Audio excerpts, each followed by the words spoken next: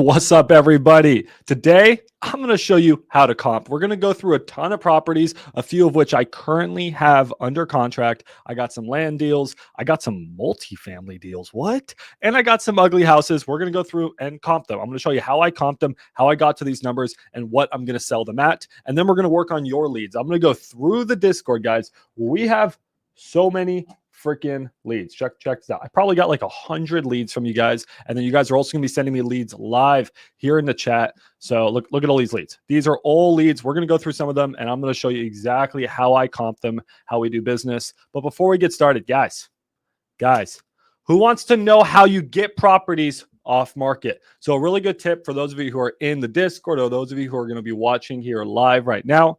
Some of these properties y'all send me, they're on market. They're listed on Zillow. Here, you know what? Let's do an example, for example.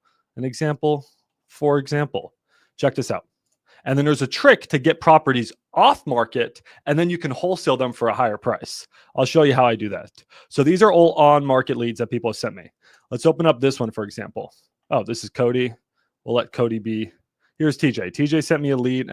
Granbury? Do we want to do a Granbury one? Garland. All right, cool. My boy, the only one, sent me a Garland lead. All right. Here it is. He thinks ARV around 330 and they want 300. Seems like a terrible deal, but let's check it out anyways. It's off market. What the heck is this? All right, let's try again. Hold on. What a bad example property. All right, let's take. Dude, you guys are sent on market and on market. All right, there we go. Dang, you guys are ruining my momentum. Let's go. All right, here we go. Please be on market. There we go. So this one's listed at 170. ARV on this thing, just because it's probably a South Fort Worth property. Let's see. Is this South Fort Worth? Yep, South Fort Worth. This thing's ARV is probably around 200, maybe 225. So we need this around 125. So let's say, hey, we got this under contract around 125-ish. What do we do? Well, we got it too high, right? But or we're in a situation where we're trying to wholesale it and we just want to get it off market. Because let's say this thing was actually listed closer to 125. We got it at 115. Well, it'd be hard for us to sell it higher. It'd be hard for us to sell it 5, 10K higher because it's already listed for that price. So what we can do, this is what I did today, is we call agents and I have a specific script. You guys here in the Discord who are listening in, do you guys have a script you say to agents to pull properties off market? Ty, anyone? Have you guys ever had to do that? None of you guys? All right. So if you have a property listed on market, right, you're wholesaling it. It's listed 5, 10K higher than you got under contract. Let's say I got a property under contract at 120. I want to dispo it for 130, but it's listed on market for 130. What do I do? How do I pull it off market? Well, here's what I do. I usually call the agent, and there's 3 different things I say. And Olivia just had to go through this. So we're going to talk about Olivia's deal here in a second. We just sent Olivia an assignment agreement for 20,000. So hopefully she makes 20K on her deal. We'll see. But how did we get Olivia's property off market? Perfect example, Sylvester. Well, we called the agent and I said, hey, I'm the end buyer on this property, which I may be, probably not, but we could be. Be like, hey, I'm the end buyer on this property. Our fund only buys properties off market. Can you do me a solid and take it off market so that we can actually close on this property? That's one pitch I use when I'm the end buyer. So I say, hey, our fund, our investors, we are only strictly buying properties off market. Please withdraw the listing from MLS. Go on MLS, click withdraw. It will take the property off market, and now we will close on it. And then I said, hey, if you do this, I'm going to give you an extra $2,500. Why did I do this? Because I can rip properties for a lot higher if they're listed off market. I'll show you guys an example. But that only works if you're the end buyer. So what other strategies can you do? Well, I have another really good pitch, whether you're the wholesaler or the end buyer. Let me show you that in a second. Let me pull up Sylvester first. Here's the property. And if you guys see, this property is now off market. We just got it pulled off market. No, bro, it's on YouTube. You guys are in the wrong chat. Yeah, go to YouTube, bro. Go to YouTube. You guys should be watching on YouTube. I just have this open in case you guys have questions. So I should probably dip from here. You know what? You guys go watch on YouTube. I'm only going to jump in here if you guys have questions. All right. Make them watch on YouTube. All right. So, guys, how did we get this property off market? Well, I used that exact pitch on the realtor.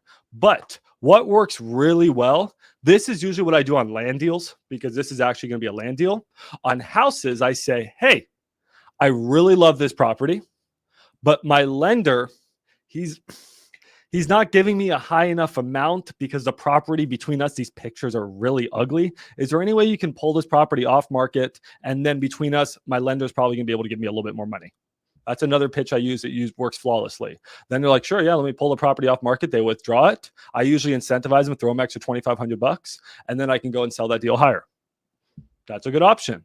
Or if you're purely a wholesaler, what I say is, hey, I'm a wholesaler. I'm wholesaling this deal. You know that I'm wholesaling this deal, right? Cool. Well, my investors, they only buy off-market properties. I can effectively wholesale this property much better if you pull it off market. Please withdraw the listing. Anyways, guys, that was just my little 5-minute tip. So those are the 3 ways I pull properties off market. And what we're going to do today is now go comp properties. Could you look at this property for me? Yeah. So Rich, send me over the property right now. That's actually what we're going to do. So, all right, y'all. Should we start with land or should we start with houses?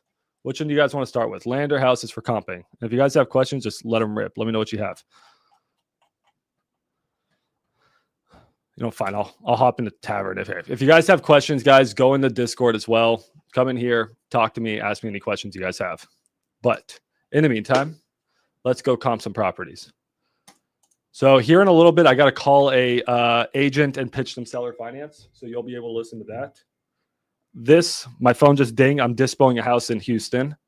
We have 2 land deals under contract, 3 land deals, 4 land deals under. It's crazy right now, guys. Land. Everyone wants to do land. All right, let's start with land then. Here's a property. Olivia got this property under contract for $280,000. We greased the agent $5,000 to pull this property off market. We are going to try to dispo it. We gave Olivia did we give you $300,000, Olivia? I think that's what we sent you the assignment agreement for. So Olivia hopefully is going to make around $15,000 to $20,000 if we can sell this effectively is my goal. Would love for her to make $20,000. I don't know where we're going to be able to sell this at, but let's try to sell it, guys. Here's what we're going to do. Let's comp this. Let's see what it's worth. Now you guys are probably looking at this max. This is a house. This isn't land. Okay. What we're going to do, guys, it's in Texas. So let's use Propelio. I want you guys to all comp this with me. So if you have Propelio, if you don't have Propelio, just use Zillow. And here's what we're going to do. Why is this a land deal? Well, let me show you. My brain's everywhere right now, guys. All right. Appreciate you working with me. Go. All right, cool. So when I see houses, so you guys know, if I'm comping a property, whether it's a house or land or whatever, I always start with Street View. I started Street View and I saw apartments. So I'm like, interesting. More apartments. I'm like, interesting. And then I drove around on Street View. And when driving around on Street View, I saw this. What the heck is this monstrosity? I was like, wait, what the heck's going on here? And then I just kept driving Street View. Guys, keep driving Street View. See what happens. You learn, you get information. It's like not that great of a neighborhood. Let's go the other way, actually. It's like not that great of a neighborhood, but there's these like big, what are these? Duplexes. When I saw this, I knew, oh my God, people are tearing down houses and building duplexes. This is why you always drive Street View. So I realized that this whole area is actually zoned for duplexes. So I wasn't even going to look at this house as a house. I was going to look at it as land value to destroy it and build a duplex. Now I'm going to say, how much are these duplexes going for? Well, over the past year, these duplexes are selling somewhere around $760,000 a side, $780,000 for one single unit in the duplex. This one sold, so 760, 780, 685. Okay, like holy crap, that's a lot of money. So let's just call it 700K. All right. So we have 700K. Let's go to Google calculator. 700K for a duplex, 750K for a duplex, whatever you want to call it. Let's call it 700K for a duplex times 2, right? We're at 1.4 million, right? 1.4 million. That's how much real estate we can build. $1.4 million worth of real estate. So this area, when you're dealing with properties over $1 million, usually you can sell that land for at least 20%, at least 20%. So that's 280. But usually when you're dealing with properties that are in the millions, you can usually sell it for about 25%. So 1.4 million. I think that's 140,000. There you go. Times 0.25. That gives us a sales price of around 350. So immediately I knew we should be able to roughly get around 350 grand at least for this lot. Olivia locked it up at 280. Okay, so I did that quick math in my head. Now, what did I just do here, guys? My quick rule of thumb, as many of you know, is the 10, 15, 20 rule, where in bad areas, I try to lock up land around 10% of what the houses go for. In good areas, 15% I try to lock them up for. And in great areas, I try to lock it up for around 20%. And then I try to sell it for around 5% higher. So in a great area, I can probably sell it, lock it up for 20, try to sell it for around 25%. It's a quick rule of thumb. Let's go comp it. All right. Well, we know what the duplexes are going for. What's the land going for? So let's go back. Let's look at lots, but also single family homes, because those are being torn down. And here's what we find. Well, here's a house that was torn down for $388,000.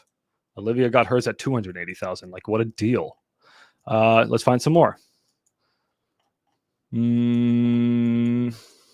Gotta look. I mean, immediately that's a good comp. Here's a house that was torn down for $430,000. That's crazy. I think that one was torn down. Like, okay, so we're seeing that we already have a good deal. Now let's just go look at strict land and see what land's selling for. And then land is selling for, there's listed at 475, one sold for 410. So guys, we're getting numbers 385. We're getting numbers 100K higher than Olivia got it. Now I will say our lot is not as good because it's next to this with not, some homeless people, but by no means is it bad.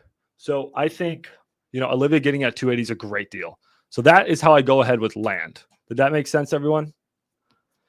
We haven't put it out yet on the board. We've been getting the marketing packets ready, Olivia. So it's a good lot to build a duplex.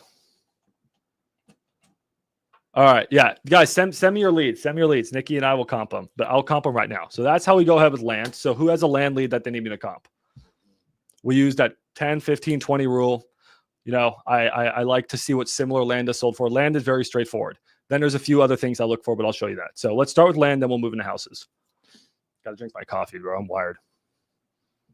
No, you found a great deal, Olivia. It made the world of a difference, guys, because this was listed at what the heck was it listed at? Which agreement do I need to sign? This was listed at like 320 or something. I don't know. And Olivia got it at like 280. So if it's listed at 320, an investor doesn't want to pay 310. They don't want to pay 320. They don't even want to pay 300. But if it's off market, the world's your oyster. We could sell it for $1 million. I mean, we can't, but I wish we could. It was listed at 340. Okay. Usually you can't sell a property. If it's within, I don't know, $10,000, $20,000 of list. Investors just usually don't want to pay it. All right, which agreement do I need to sign, Nikki? I'll go sign it right now. Okay, someone send me a land deal, guys. Come on. I want to comp a land deal. Oh, bro, what are you sending in my DMs, bro? Are they houses? They're houses. Okay, we'll get to those in a second. We're gonna get to Ty's PPL leads here in a second. Let's do a land deal. All right. Let me find one here in the Discord. The one to Jay. Okay, I just signed the one to Joe. What's up? What's up, Summit? Yeah, go on YouTube, bro. You guys are watching in the wrong place. All right, here we go. Let's pull up a land lead. I don't know how I'm going to find one. I'm going to have to just go through every ticket until I find a land lead. Nikki, do you have a good one? Oh, man. You know what? Actually, I know who to look for. We got a guy who sends us a lot of land leads. Give me half a second, guys. What up? Sure. Send it over to me. I'm going to get to those in a second. I'm going to start with lands. All right. So here's a land lead, guys. This is by my boy, Jamal. Jamal sends me a land lead every single day. And here's our property. So I want all of you guys now to comp it with me, and then we're going to get into houses. All right, first thing. Oh, this is LoopNet. Ooh, this is gonna be a big one. That's fine. We'll try anyways. I usually like to stick with infill lots.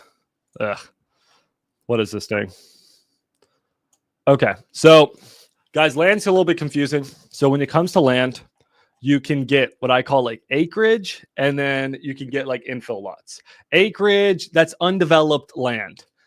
I don't usually like to play with undeveloped land. I like to stick with infill lots. Infill lots is sort of what I just showed you. It's a lot that's surrounded by houses that are ready to be built on. This thing's somewhere sort of in the middle. If you can pull it up on Zillow, it's usually an infill lot. If it's not popping up on Zillow, well, it's this thing. And yes, it has a street. Yes, it has utilities.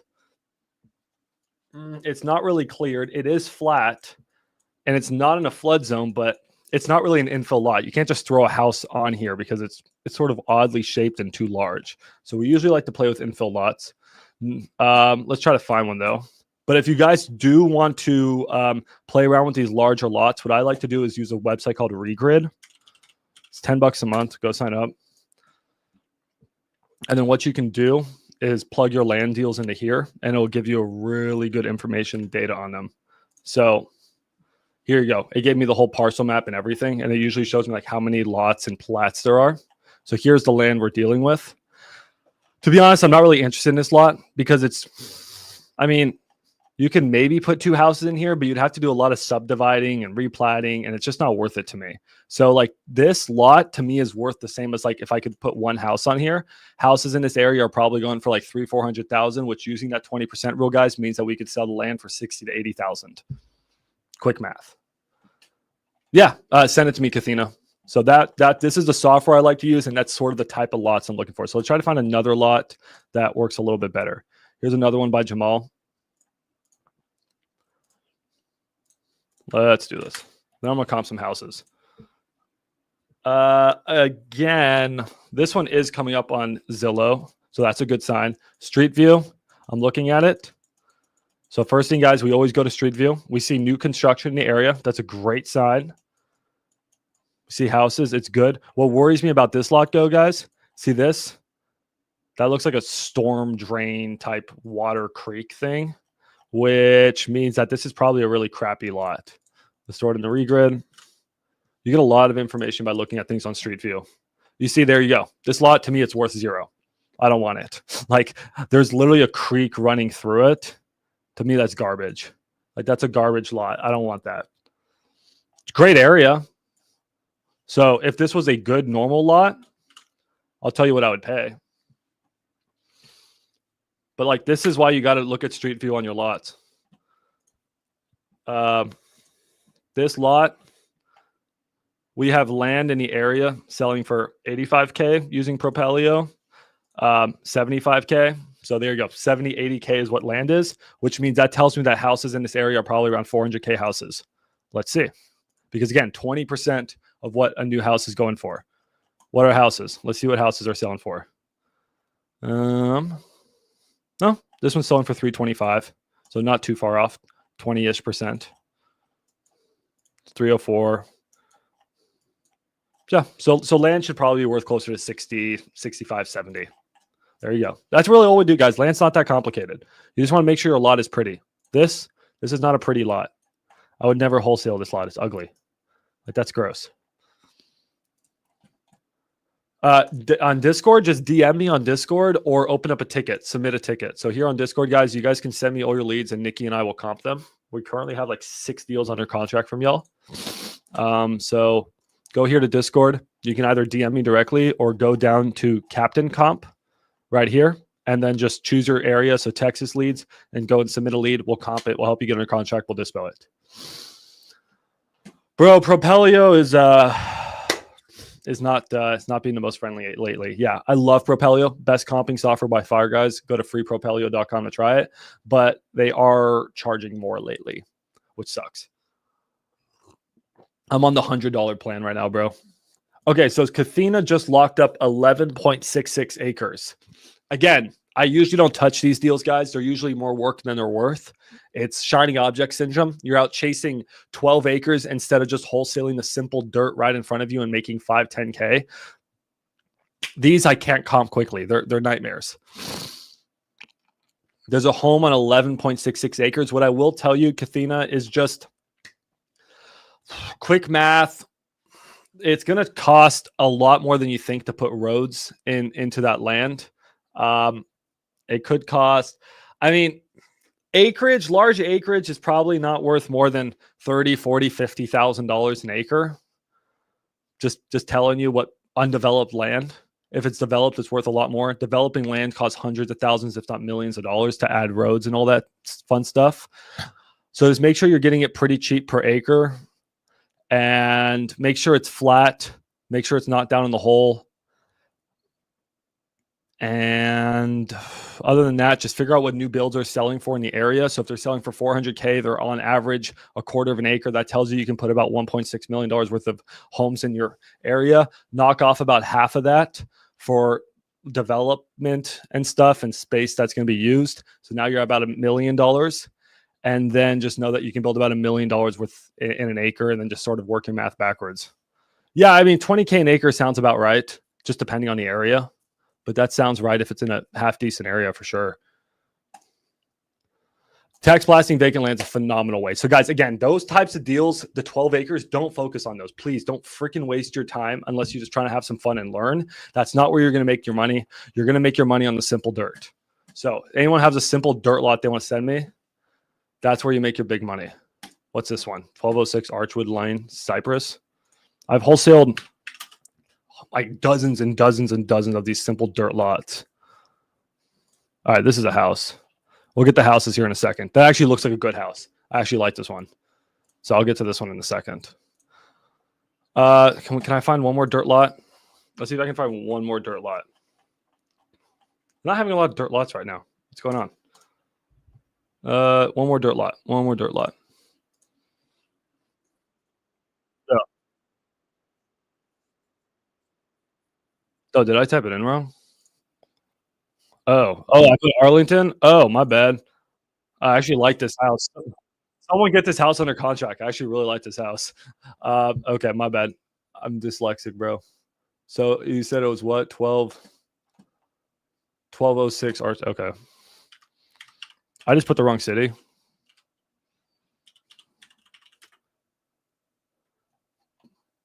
Bro, I need someone doing this for me. Oh, 12606. Jeez, bro.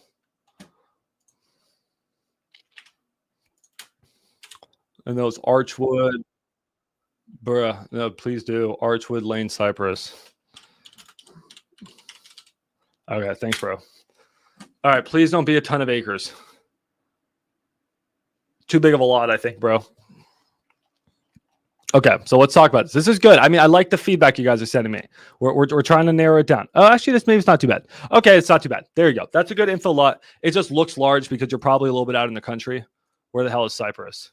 Oh, Cypress is near Houston. Everything's bigger in Houston. That's why. Okay, no, good lot, bro. Good lot. How big is this thing? It looks a little large. Again, guys, if you need data on your lots, just throw it in the regrid. I've been loving regrid.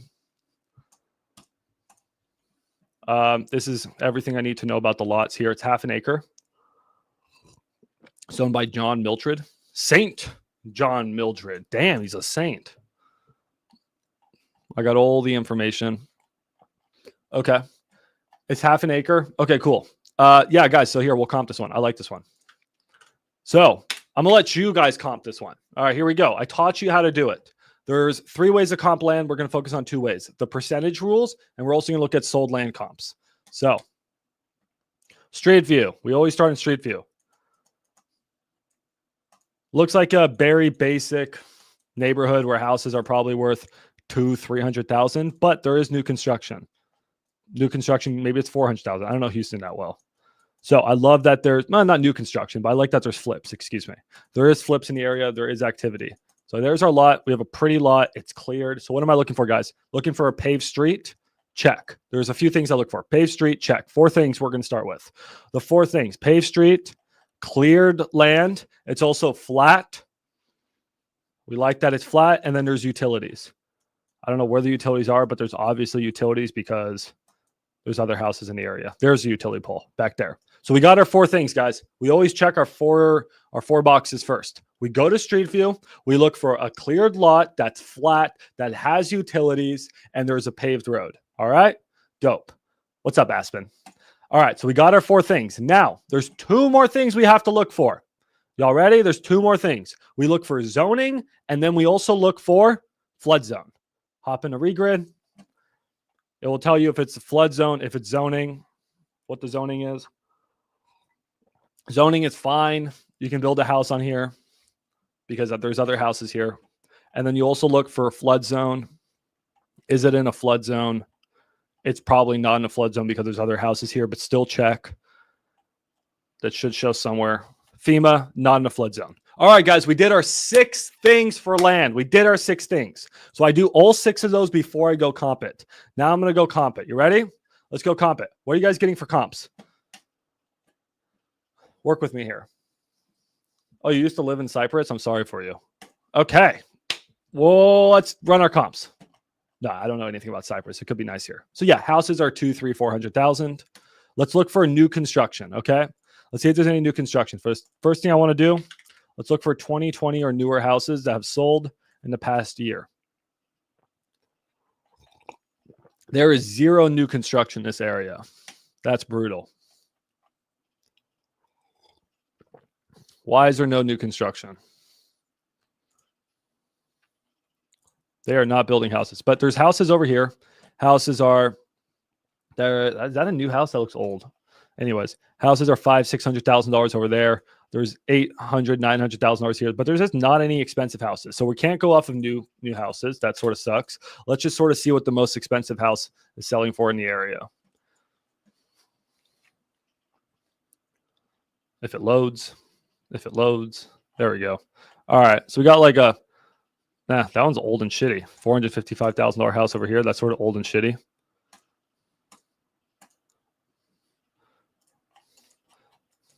Weird. I don't know how there's no new houses. $535,000 house. That one flipped. That one looks like it's partially flipped. Right? Is it flipped? There you go. It's flipped. Okay, so we can say that new houses are probably going to be $500,000-$600,000, which would tell me the land should be worth about $100,000, maybe a little less, maybe like 80 because it's Houston. There's a lot of land. I don't know. That's just a guess. That's just putting a ballpark on there. But now it's actually going comp land. So immediately, if I knew I could get this land for $40,000, I would lock it up. Just lock that shit up, guys. Send the contract done, lock it up. But let's go and comp land. Let's see what land is sold for in the area. There is no sold land comps. Let's go back 2 years. There's still no sold land comps. They're really making my life hard. This person has their land listed for $489 and they're actually mentally ill. There's a sold land comp up here for $145. I don't know how that's sold. It looks like a weird triangle lot. There's not a lot of data to go off of. Here's a good $70K lot. That's what I like to look for. Okay. So what did I say the land was worth? $80K, something like that. This one sold for $70K. And this lot was a lot smaller than ours. But it's around really nice houses. It actually looks like it. Oh, that was a piece of shit lot, guys. That's not a good lot. Look, it had to do an easement. So it's behind another house. So that's not even a good comp. You have to build a driveway right here. And then you're gonna have to get an easement. And then you're gonna have your house behind another house. That's really shitty. So anyways, sometimes guys, there's no comps, and that's why I created that rule. So long story short is, yeah, if you could get this lot for, under 80, it might be interesting. What do you think you can get it for, bro?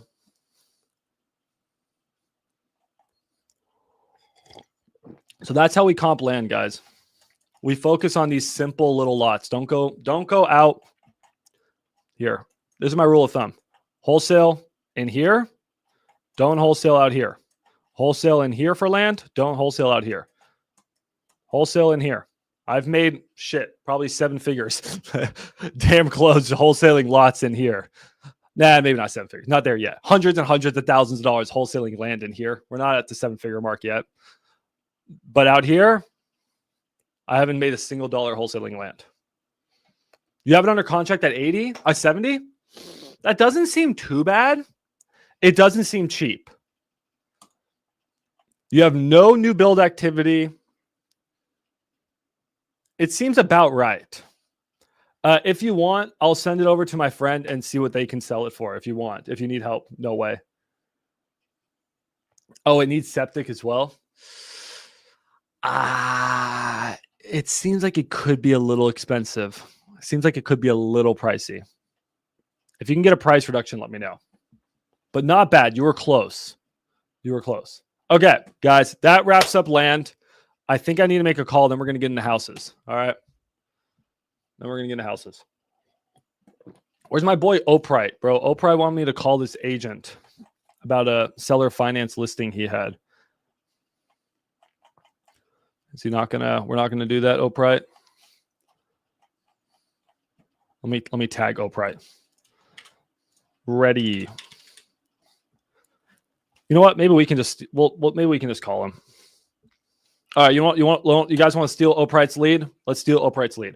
Oprite says, and then we're going to come back to seller finance comping. He has a property here at 1922 Cutler Drive in Mesquite. And he said the seller is open to seller financing. How true that is, I don't know. It's active on market. This, right off the bat, doesn't look like a great rental. It's too big of a house. But it could be an okay rental. It just looks more like something I'd flip. But okay. They said that they were open to seller financing and they wanted 10% down. That's a lot. That's a lot down. That's 40 grand down. 2% interest rate. He said I should come up. Okay, let's call this guy and see if he's open to a seller finance offer. What's this guy's phone number? Guys, send me your house leads. That's the next step. All right. Thursday, I'm cold calling. I know you guys have been asking me to cold call. So Thursday, I'm going live and cold calling. Let me go live on Facebook real quick. Hold on.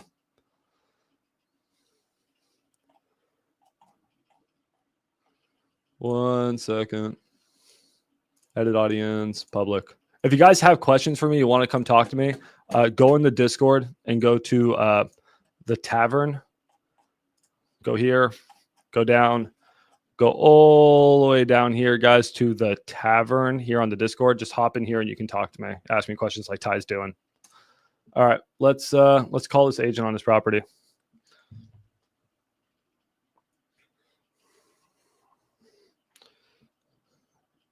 I got a missed call, a missed call, a missed call, a missed call, a missed call.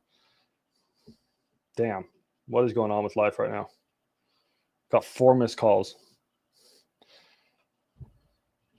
All right, let's call this agent.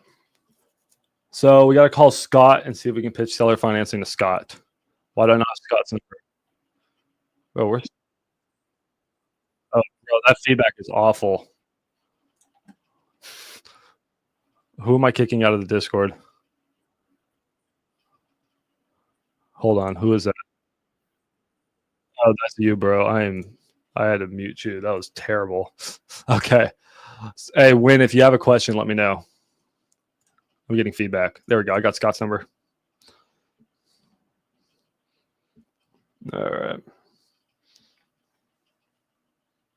Oh, dude, I know this realtor. Dude, he's saved on my phone as German realtor. Look at this. That means I've done business with this guy before. This is Scott Patrick with Cowtown Realty. Damn it. Leave me a message or hang up. Dude, I've done business with this guy. At the tone, please record. I must have saved his number as German realtor. Whose deal was this? Olivia, is this you? Hey, Scott, this is Max. We've done a few deals before in the past. I'm reaching out about your property on Cutler Drive. One of my guys said that your sellers might be open to seller financing. So I just want to talk to you more about it. I wouldn't mind buying it as a primary or rental. I like the Mesquite area. So would like to talk to you more. Feel free to call me back. Bro, I've done a deal with that guy. I don't remember. He was either German or he was in Germany, and I was so annoyed. I don't remember what it was. Olivia, it might have been you. Yeah, I'm gonna use like a multi-line dialer and just start ripping dials on Thursday. So make sure to show up for Thursday. Yeah, I'm using Enzo. I'm finally gonna use Enzo. I've been feeling sick and didn't want to call. All right, we tried to steal Oprite's deal, guys. The realtor didn't answer me, but he's a cool guy, I think. Or I didn't like him. One of the two. I don't remember. All right, that's that. Let's go comp houses. Who has some houses they want me to look at? Send them to here. Send them here in the chat right now. I know Ty sent me some, so let's start with Ty's houses. All right, so Ty bought PPL. Congrats to Ty. And he got 2 leads, one in Dallas and one in San Antonio. I assume Ty's okay with me showing the properties. If he's not, too late. And let's check out these leads, guys. So the first thing I do, I usually like to throw them into Google, just see what pops up. So we got a house here in Town Bluff. Damn. All right, so let's set a timer for how long this should take us. All right. I like to be able to power comp in about 60 seconds. Call it the 60-second power comp. You look at a lead for 60 seconds, you have a rough idea of what it's worth. Then you can do a full comp in about 5 to 10 minutes. Okay, so let's set a timer. Clock. Actually, you know what? We'll just do it here. Do it on Google. Set a timer. All right. Oh, stopwatch. There you go. All right, let's go. So we got our lead. It's in Dallas. I don't know what area in Dallas. Okay, so we have a 4.3, 2,500 square foot brick house, 1970s build. Beautiful house, beautiful area. We're gonna quickly check street view. This is a nice high-end area. I can just tell by the pocket of Dallas it's in. I mean, look at this. This is in far north Dallas. Ooh, this is money right in here. So I don't know ARV off the top of my head, so I can't give an accurate power comp. My gut feeling is this needs to be bought closer to $500,000, but let's go check it out. So usually I can give you a price. I'm not sure in this pocket, but that's about your 60-second power comp, guys. Okay. So now we're going to go and actually comp the property. So what we're going to do, grab the Addy, plug it in here. Rehab on this thing, guys, could be over 100K all day long. All right, so we're gonna go to comparables. Let's see what we get. Okay. Oh yeah, I got to use my comps. I'm paying for my comps now, Propelio. So I'm just gonna assume the property needs just moderate rehab. We have an active on market right next door for $1 million. Jeez, how nice is it? It's nice inside. Now it hasn't sold for that, but that's active. There's one that's sold for $1 million. Geez, so when I said 500K, I was off. I was way off. I mean, this probably like 600, maybe depending on condition. Let's see. That one sold for 550 though. So actually, this one that sold for $1 million. It's a really good comp. So yeah, you have an ARV comp here close to $1 million, Ty. But to get to that condition, you could spend 150K in rehab. This one sold for 550. I think your number's close to 550. So actually, you know what? I am a genius. It wasn't too far from 550. You have a good sale comp at 550. It's in really bad condition. You have an ARV close to $1 million, but you're having other properties that are bringing down your ARV. You got to look at the actives. These actives aren't clearing at their price. So like to look at this one. This one's not selling at 875. So this $1 million one was a very lucky active sale. So I would actually call ARV probably closer to like 850, maybe 800. So yeah, I think 550 makes sense. So let's do some quick math. If ARV is Google calculator, if ARV is 850, and I think that may be even too high, 0.78 area minus, let's just call it 100K in rehab to start, you're at 563. Didn't we say around 550? Let's go. Actually, I don't want to get canceled like Elon Musk. I'm gonna stop doing hand movement. All right. So yeah, that gives us an idea of Ty. What do they want for it?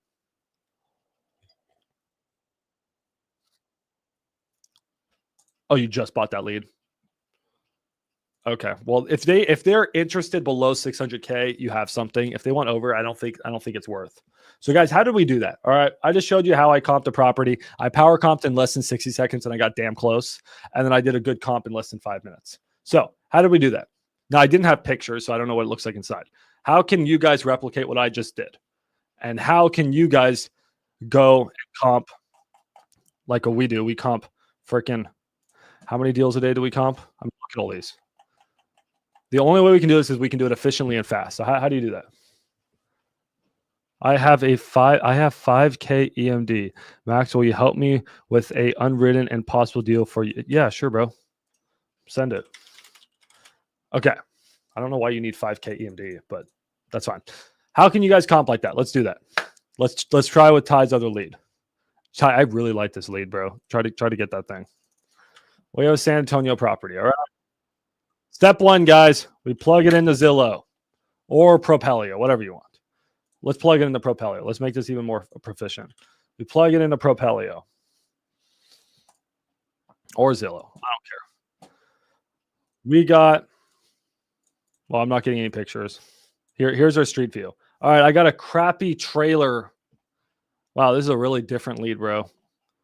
This thing's a piece of shit. Probably needs to be bought under 100K.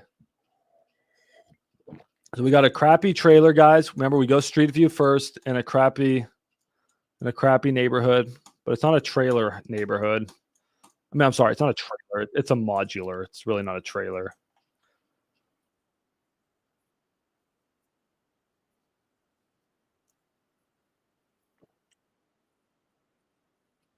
No, it's a single family house. It's a legit house. It's on a slab foundation. It just looks like a shitty modular house.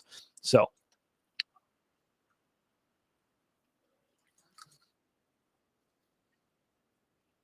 interesting. So yeah, that's actually a good point we brought up. I shouldn't be saying things because I confuse you guys.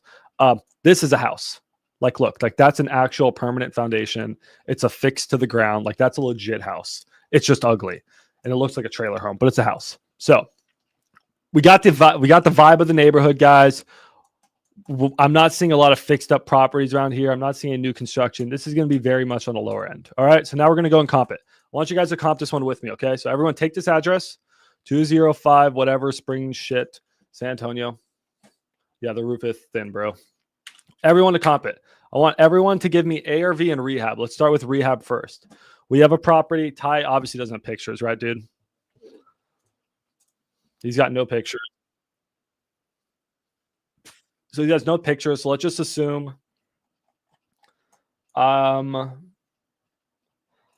let's assume one major repair item, like maybe a roof. Actually, you know what? We can immediately assume that it needs HVAC. It needs central heat and AC because it has a window banger, guys. See these things? These are called window bangers. So if you have these, you're going to want to replace those with an actual central AC unit. Like I have cold air blowing in my house from the ceiling. Right, that's not coming. It's not coming from a window banger. So that's gonna. I just did one at my house. Cost me about $7,500. We round things up to 10 grand. Each major we usually round to 10 grand. So we got 10 grand there. I'm actually redoing the roof at one of my houses. Probably going to cost me close to 10 grand. So if we have to redo a roof, that could be another 10 grand. Like this shit adds up really fast. Spring shit sand. Isn't it called spring shit? Fuck this spring shit. Anyways, all right, let's comp it. Let's assume. Hey, I want you guys to give me your rehab numbers. What do you guys think rehab wise? Let's assume the house is not completely trashed. It's just ugly. It's grandma. All right. What do you guys think? What do you guys think for rehab?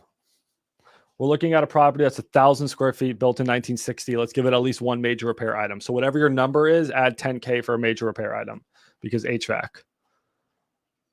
All right. If you guys are struggling to give me a number here in the chat, I want you to go down to the repair estimator. Our repair estimator, which I need to update, is saying that a property of this size, if it's in just medium condition, has about 35K in repairs plus 10K for a major repair item. So if Alfie said 35K, that'd be awesome.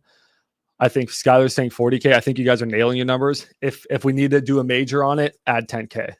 So let's say somewhere between, on the light side, 30 to 60 if this place is awful. I say if you guys give me a number anywhere in the range, if you guys were thinking a number anywhere in the range between like 30 and 60, I think you're spot on. If you guys said 70, I mean, you could be right. We could get there and it could be like the zombie apocalypse. But 30 to 60, I think is a good range for something like this. I'm leaning closer to 40 to 50, just based off of what I'm saying. But yeah, there you go. Cool. Now let's comp it. Hey, Skylar, you wanna learn how to do a roof? I got to redo the roof at my house. I went there and there's holes in my roof. You can walk in and fall through. So that's fun. I got to call a roofer after this. We got a comp next door. This ugly property sold for 100K. So Ty, that's really good info for you. This is a perfect comp. It's essentially the exact same house and it's sold for 100K gutted. So if this one sold for 100K gutted, yours is worth probably a little bit more than 100K or depending on condition. If you need to gut yours anyways, then it's just about one and the same. So if they want under 100K, Kai, I would lock it up right now. Like done. I literally comped that guy's in about, how long did I take? 20 seconds? I mean, easy. We don't even need to look at ARV. Just use freaking common sense, guys. If the next door property, which is exactly like our property, is completely gutted, then, and it's sold for 100K, ours that's a livable house is worth more than 100K, right? So if the guy wants 100K or less, lock that shit up. Like, really, we don't need to overcomplicate this game. This one was 100K. It's pending, and it's just freaking ugly, okay? I'm surprised. So it seems like things are going for about 100K. That one's damn near a freaking gut anyways. Nice houses are going for about 182. Yeah, I don't see how anyone could make a profitable flip here. I think I'd want this around 80.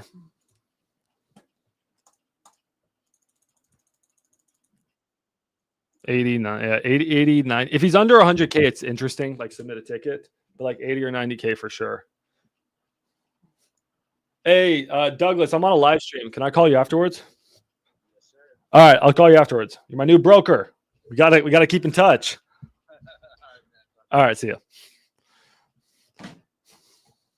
All right, cool. So there he goes. That's how we'd comp that. But like me, guys, we could look at this as an ARV. So if these fixed up shit houses are selling for 182, to get to this condition, call it 30-ish K in repairs. Like this is a cheap flip. Maybe 35. Like this is really on the cheap. Okay, so then we could just run some numbers and say 185. I think that was what we said. We said, right? Well, 182, close enough. Call it 180. We'll call it 180 times. This is not a good area. So we could maybe use the 90% rule. I'll explain that here in a second if you guys need help. Minus, let's say, 35 for repairs. I think repairs could be more if we're going to throw a window banger in there. So let's call it at least 40. That means that your break even is 122. And let's say the buyer wants to make 40K a profit on this. Let's say the buyer wants to make 30K profit on this. I don't know. That means that you could sell this for 90. Dude, I am so itchy. It's my cat. Oh my God. Dude, I have so much cat hair everywhere. Okay, yeah, let's answer some questions here. As a beginner, is X Leads all I need to get my first deal to start this wholesaling business? Yes. I mean, with X Leads, you don't need anything more. But like Juan's saying, you don't even need a software to get your first deal. It just greatly helps. So if you can afford $100 a month, like just go do it. This neighborhood is awful. The only thing you need to get your first deal, bro, is a phone. Actually, not even that. You can just go door knock. So you need a mouth what you can communicate out of. New roof. 5K is really cheap. I'm trying to get a roof done for 5K right now, but I got connections. 10K is a very much average number. But big, beautiful houses could be 20K plus. Usually 10K, you're about safe. I just got quoted 10K by a roofer. Hold on, I'll show you. He actually quoted me way too much. I was actually pretty pissed off.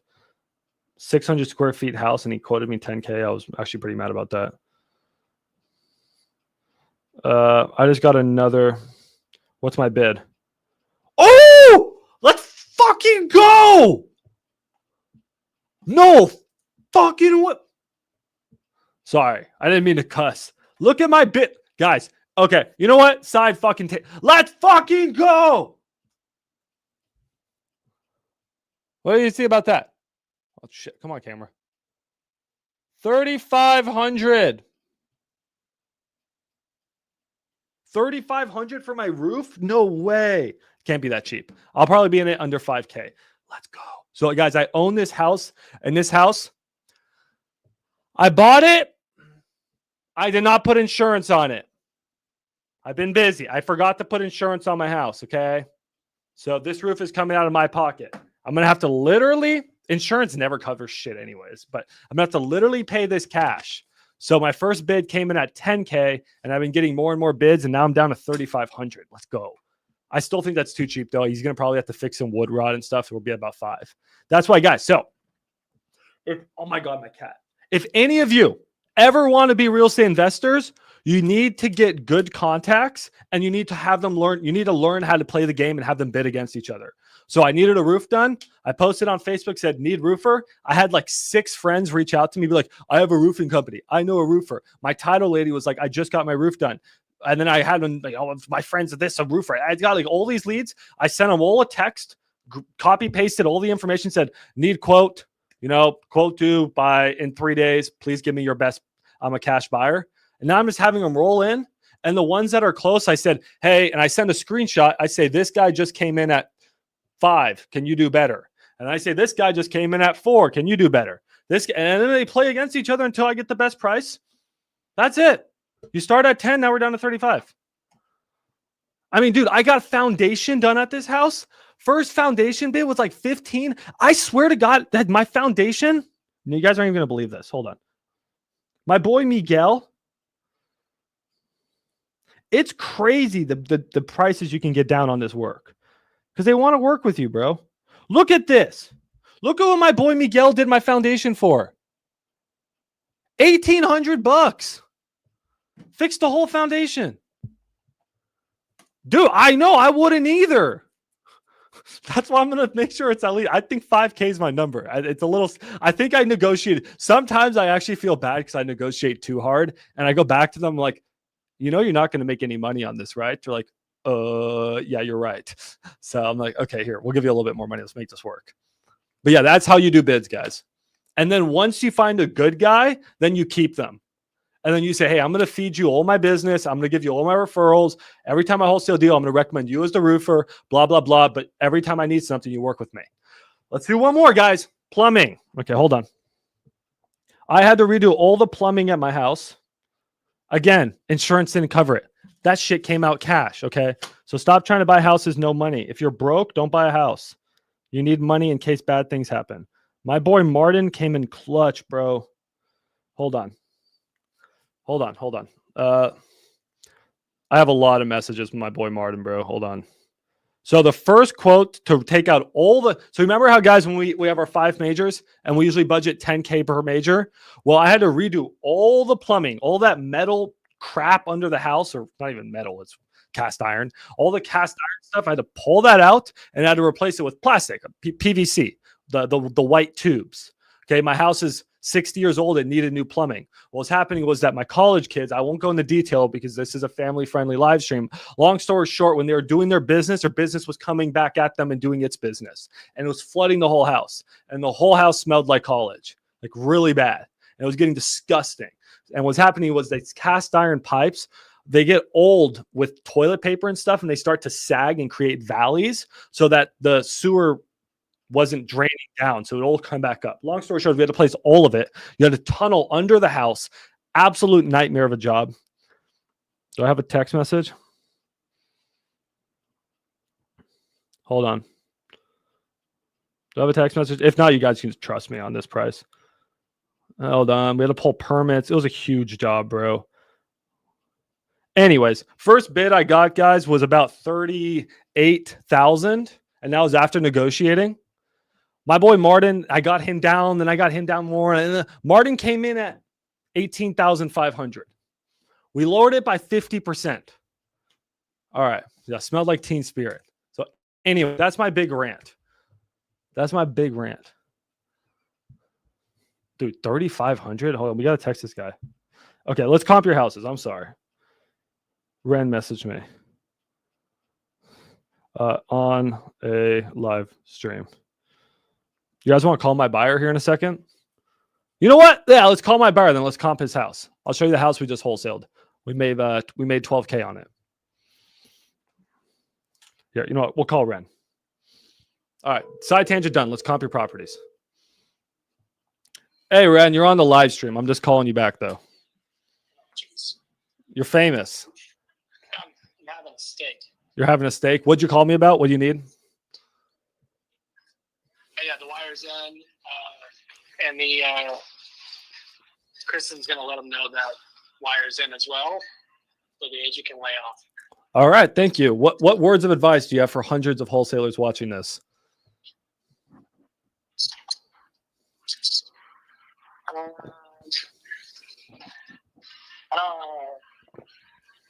Tough question. Understand your underwriting, understand comps, understand how other people run comps and their construction budgets. Stay true to the numbers. They call it a 3-2-1 beatdown, which is true as far as business-wise to get deals on a contract. You know, you got to win on he who holds the contracts, he who wins the deal. So at the same time, everything comes full circle. So, you know, honesty and truth always wins. You can always say, hey, I'll give it a shot at this, but I really think I'm going to be here. And I just want to be transparent with you. So just don't string people along. These are people's livelihoods and reputations, everything. So that would be my recommendation. Dang. All right. Thanks, Ren. That was actually a good tip. Yeah. All right. Well, I appreciate you, Ren. Go enjoy your steak. All right. Appreciate it. All right. See ya. Very well.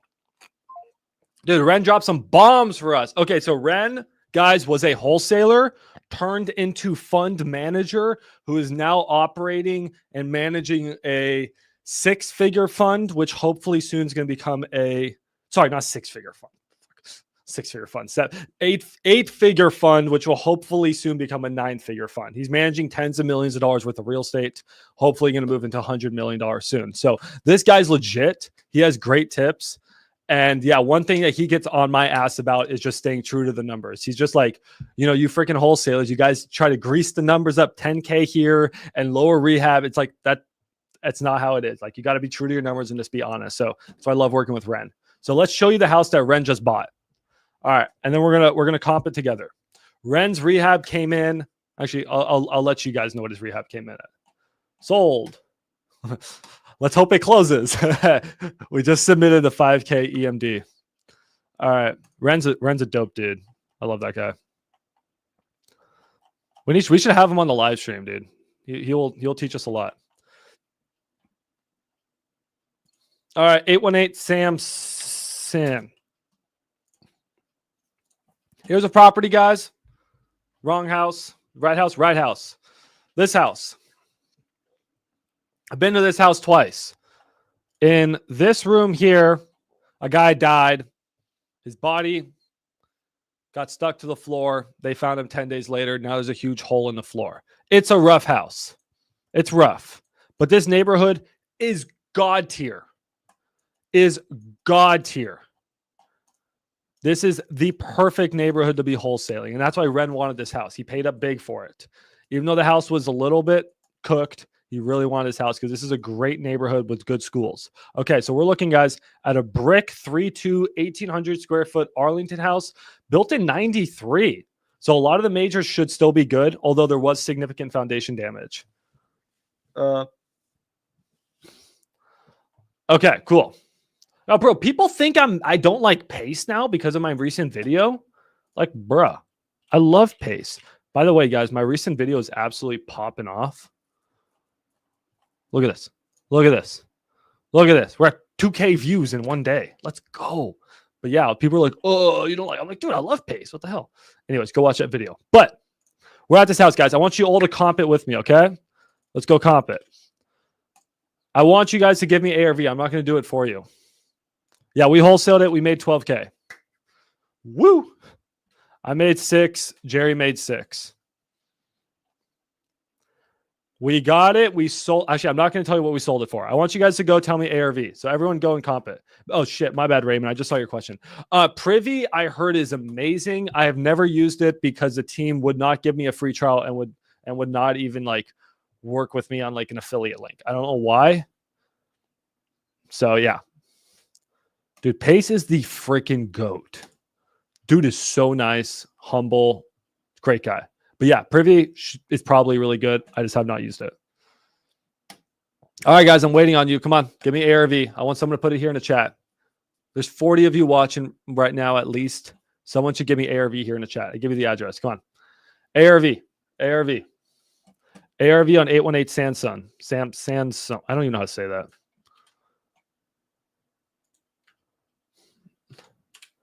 All right, here you go. You know, I'll do it. All right. You know what? I want you guys to do it with me. Here's a house, guys. We got to find a house, guys. What our goal is. We have a 322 1,800 square foot house built in 93. Okay. That means we want to find a house that's also a 322. The last two means garage. So a 3-bedroom, 2-bathroom, 2-car garage. We want to find a house that's a 3-bedroom, 2-bathroom, 2-car garage. That's also around 1,800 square feet, plus or minus, let's say 300 square feet. Okay. So up to 2,100 square feet, down to 1,400 square feet. And we want it to be within 10 years of the construction. However, something I taught Ty, which I think is commonly misunderstood, is we usually want to look within 10 years of construction. I have an entire graphic here in the Discord. Feel free to look at it. The 10 comp commandments. Go through these. These are your 10 rules to comp properties. I taught you how to comp land. These are the 10 comp commandments for houses, okay? You look at comps within 1 mile, preferably half a mile. You don't cross any major subdivisions. You stay within 1 year of comps, okay? Plus or minus 300 square feet, plus or minus 10 years.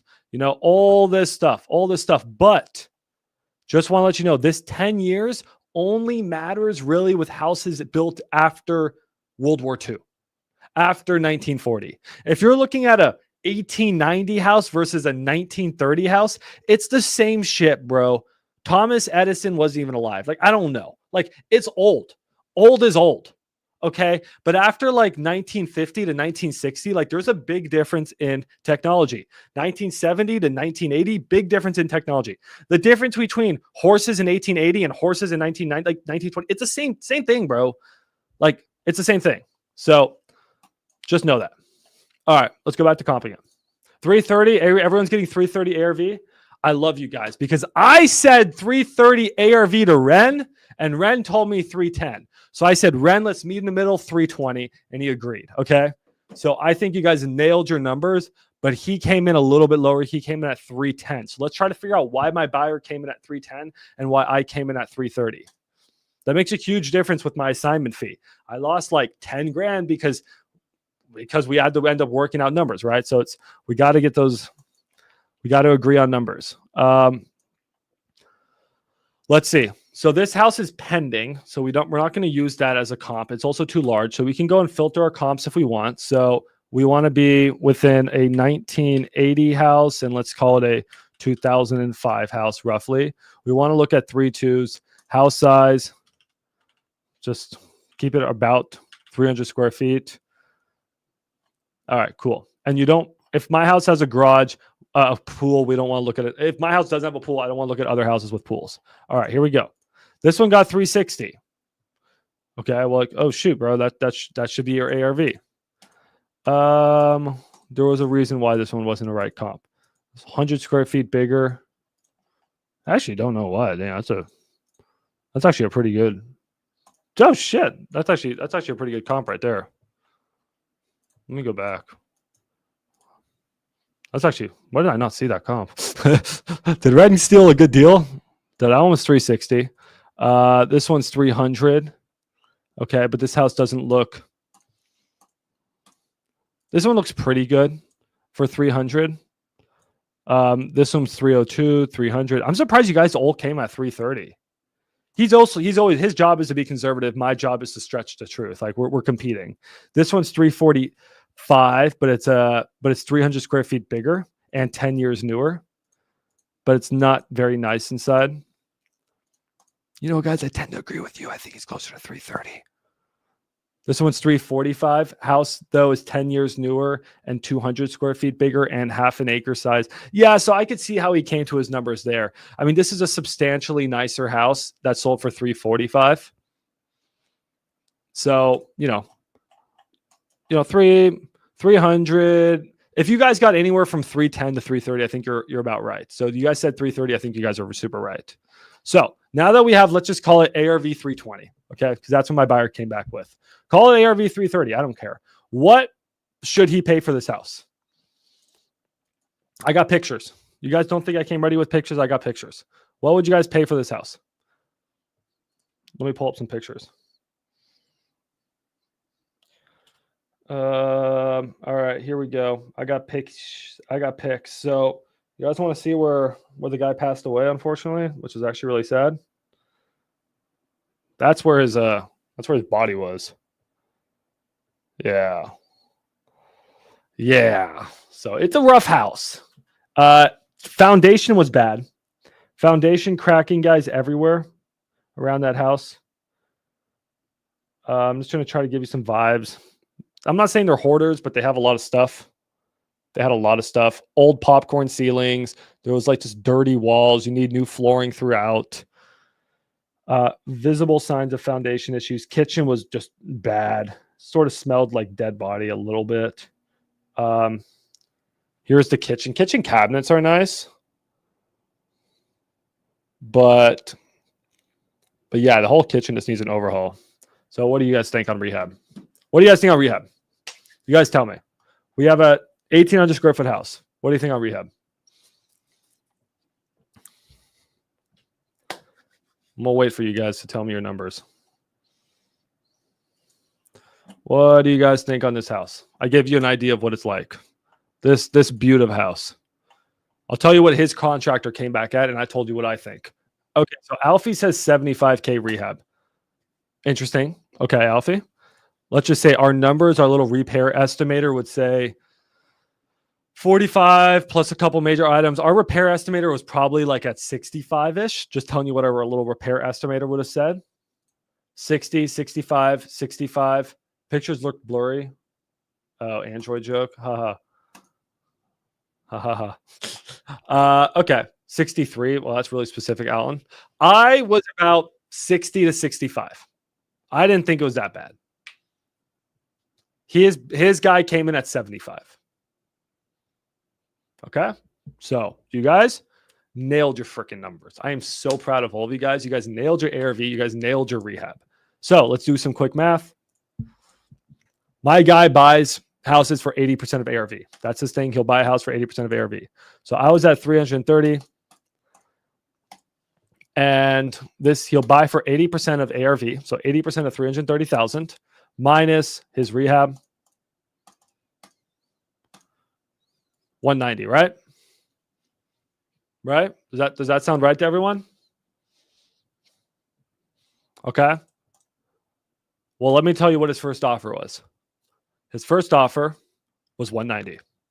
He's paying a little bit more, even though he agreed that ARV was 310, 320. He's like, I really like this house. I'll do 190. I told him, hey, bro, like I need 195 to make this work.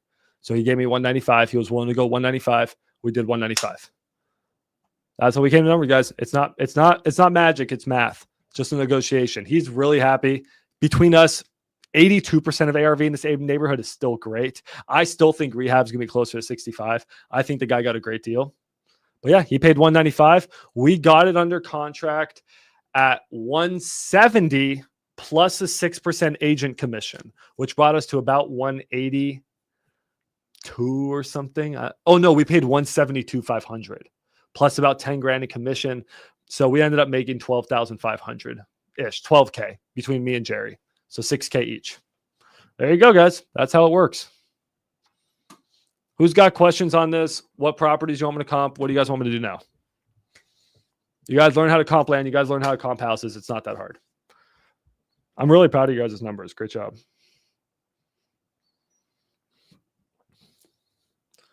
All right. If you guys have questions, hop into the Discord. Let's chat.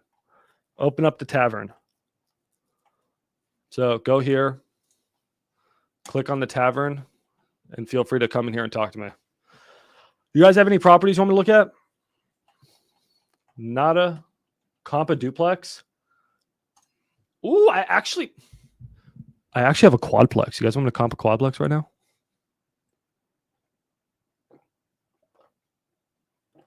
We're comping the quadplex. Let's comp a freaking quadplex. Great question, Brandon. But first, let's look at this one. Oh, my dad's calling me.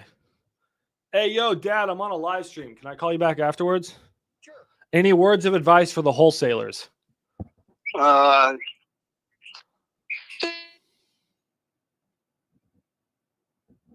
What'd you say? Birds. Nice birds. All right. Talk to you later. All right, bye. My dad hates being on camera when I do that to him. Dude, quadplex. But yeah, first let's look at this one. 2911 Buddies Lane, Pensacola. Okay, I hate Florida market. I just hate it. But I will look anyways. Pensacola, Florida. You got it for 85? Ooh, okay. Oh, it's a FSBO listed at 98. So guys, this is the issue. So Cameron, did you catch the first part of the live stream, Cameron? Did you catch minute 1 of the live stream? Tell me a yay or a nay, yes or no in the chat. Because what am I going to tell you to do that it's listed at 98? It's a FSBO. What am I going to tell you to do? Here's your problem. You're going to want to sell it. What do you want to sign this at, Cameron? This is a perfect example. So anyone who's watching this live stream from the beginning, perfect freaking example. You did not watch from the beginning, Cameron? That's okay, Cameron. Don't worry about it. Cameron, let's think this through. Okay, let's just think through this example. You got it at 85. I'm not telling you that's a good deal or bad deal. To make any money, you're going to need to assign it at what? 90? 95? 100? Well, it's listed at 98, Cameron. So do you think a buyer is going to want to pay you 95 if it's listed on market for 98? Probably not. So what are you going to do, Cameron? You're going to freaking call this dude and you're going to say, hey, bro, I need this property off market. And in the beginning of the live stream, I gave you 3 ways to do it. 3 ways to do it. I say, hey, I'm an investor. Our fund, our investors who give me their money so I can go buy properties. They only allow me to buy properties that are listed off market. That's just how we set up our fund. So please take this off market so I can close. That's what I say when I'm buying something for myself or I'm doing something through our fund. If you're not doing something through your fund, you can say, hey, I'm a real estate investor and my lender, well, they saw the pictures of this house and it looks like shit. Okay. So I don't want them to see how shitty this house looks. So do me a solid and take the pictures off market. I'll go to my other lender and he'll pre-approve me real fast and let's get this deal done. That's option number 2. But option number 3, if you're wholesaling this, Cameron, you've told this guy you're wholesaling it, which you should. You should always be transparent, be ethical. You say, hey, bro, my buyers only buy off market. If I can get this deal done, I can get this done right now. Take this property off market and I'm going to throw you, you know what, just because it's a pain in the ass to go on Zillow and take something off market, I'm going to throw you $500. Here, I'll re-sign the contract right now. I just resent the contract for $85,500. You're welcome. Take it off market. That's it, Cam. So get this shit off market. Now you can sell it for infinite amount, Cam. You can go and rip this shit for 120K, bro. Okay, let's comp this property. All right, Propelio, comp, guys. We're going to power comp this so we can go look at a quadplex, and I got to get to the gym. By the way, guys, if you want to be hyped like me, how do people like me get so hyped? It's because I drink coffee. Do I drink any regular coffee? No. I drink this coffee. Momentum coffee. I got the Momentum. What the hell is this? Pre-workout right here. You got all this stuff. So guys, this is actually Cody's company. Mac does REI here in the chat. This is, Cody. So Cody has his own supplement company he just came out with, sent me a bunch of stuff. What the heck's that sound? That's an awful sound. He also sent me like mushroom coffee and all this super cool stuff. So if you guys are into like nootropics and all this stuff, guys, the wholesalers have a 10% off discount code. So literally go in there, use code wholesalers, and you guys can get 10% off. So I just wanted to give Cody a shout out. If you guys need any pre-workout, protein powder, BCAAs, coffee, any of your cool stuff, go support Cody. I like when we see wholesalers start different businesses. So yeah, this is one of the first businesses we have in the wholesalers. I'll send you guys the link. Use code wholesalers, get 10% off. Anyways, but yeah, I'm freaking hyped right now, bro. Cody sent me so many different like caffeinated things. All right, Propelio. Street view. Step 1, street view. Step 2, look at the house. Step 3, drive up and down the street. It's a very, very basic Florida neighborhood. Okay, I got the vibe. We're in swamp country. Let's go comp this thing. Vegan versions? Great question. Great question. Great question. Guys, let's get in the chat and support Cody. Let's get someone in the chat here to support Cody. Yo, Cody, what's up? vegan versions of your supplements? Yes or no? I have vegan protein. Which one is it? It's none of those. I didn't send it to you. Oh, it's not on the website? No, I can get it up by the end of the night. Okay, it'll be up on the by the end of the night. All right, Peak Health and Wealth. It'll be up by the end of the night. He'll have a vegan version just for you. Is that for the old lady? No, not for my girl. I'm on the live stream right now and I'm shouting out your product. Oh, sick, dude. Thank you. Oh yeah, for sure. It's the least I can do. I'm freaking hyped on my mushroom coffee. So, anyways, any words you want to give the people of your new supplement company? Use the code, buy it up, give me feedback, and I'll improve as we go. Because the more we put into it, the better custom formulas I can put out. Let's go. All right. Well, congratulations to everybody. Well, especially Cody. And go use the code. Yeah, congrats, Cody. All right, buddy. Talk to you later. By the way, guys, that's a picture of me. They used a picture of me for the website. Okay. Competence. So what did you say you got this at? Why does it say 68K? Is that what he recently bought it for? That worries me.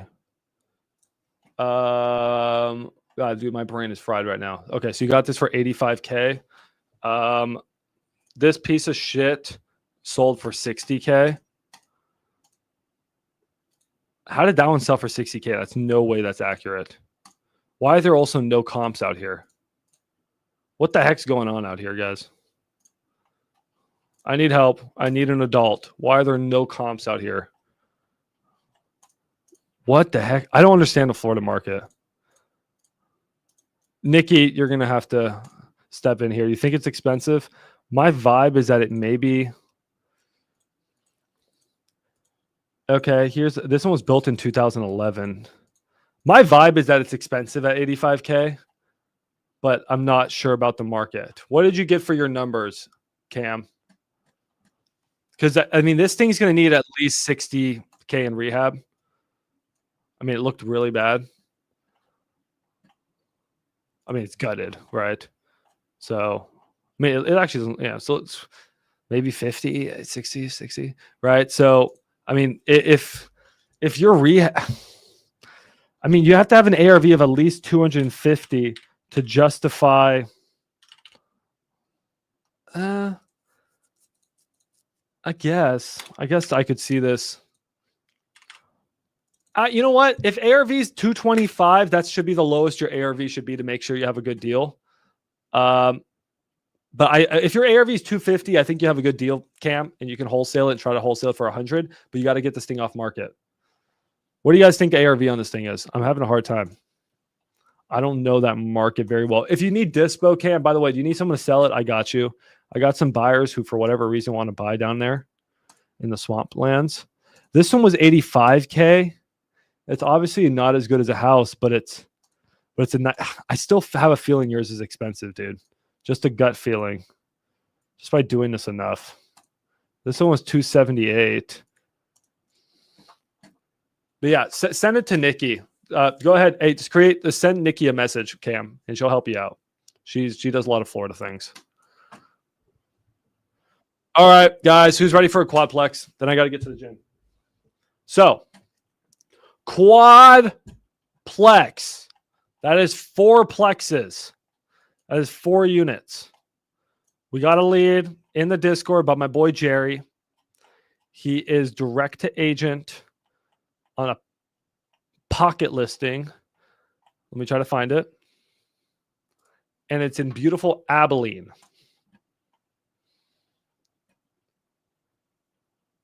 Oh, sorry, wrong one. Wait, Abilene? Wait, what do you mean walkthrough confirmed tomorrow at 4:30? Bro, I can't walk that, bro. Oh my God. God damn it, Jerry. I don't think he knows where he's in Canada wholesaling virtually. 709 Grape Street, Abilene. I don't think he realizes that Abilene is not very close to us. Abilene, for you guys that don't know, is a college town way out here. And we're here. It's about like 5 hours away. Okay. So he wants me to go walk this. That's a bit difficult. Anybody in Abilene can go walk for me? Anyone want to go walk a quadplex? Anyone know someone in Abilene that can walk a property? We need boots on the ground in Abilene. So here's the property, guys. It's a quadplex. Looked pretty nice. It's 14 beds, 8 baths. So each unit, just do quick math, is a... Wait, what? 4. How does that make any sense? 3, 6, 9. So 2 or 4 bedrooms. 2 what? So there's 2 4-2s and then there's 2 3-2s. Yeah. Okay. So there's 2 4-2s and 2 3-2s, I guess. Really, what our first goal is to just, you want to call an agent usually, guys. So this is what I do on a quadplex. We'll call the agent right now. I ask him for rent rolls and T12s. What the hell did I just say? Oh, it's 3.5 beds. What the? Wait, what? Oh, you're joking. You're joking. I was like, wait, 3.5 beds is not a real thing.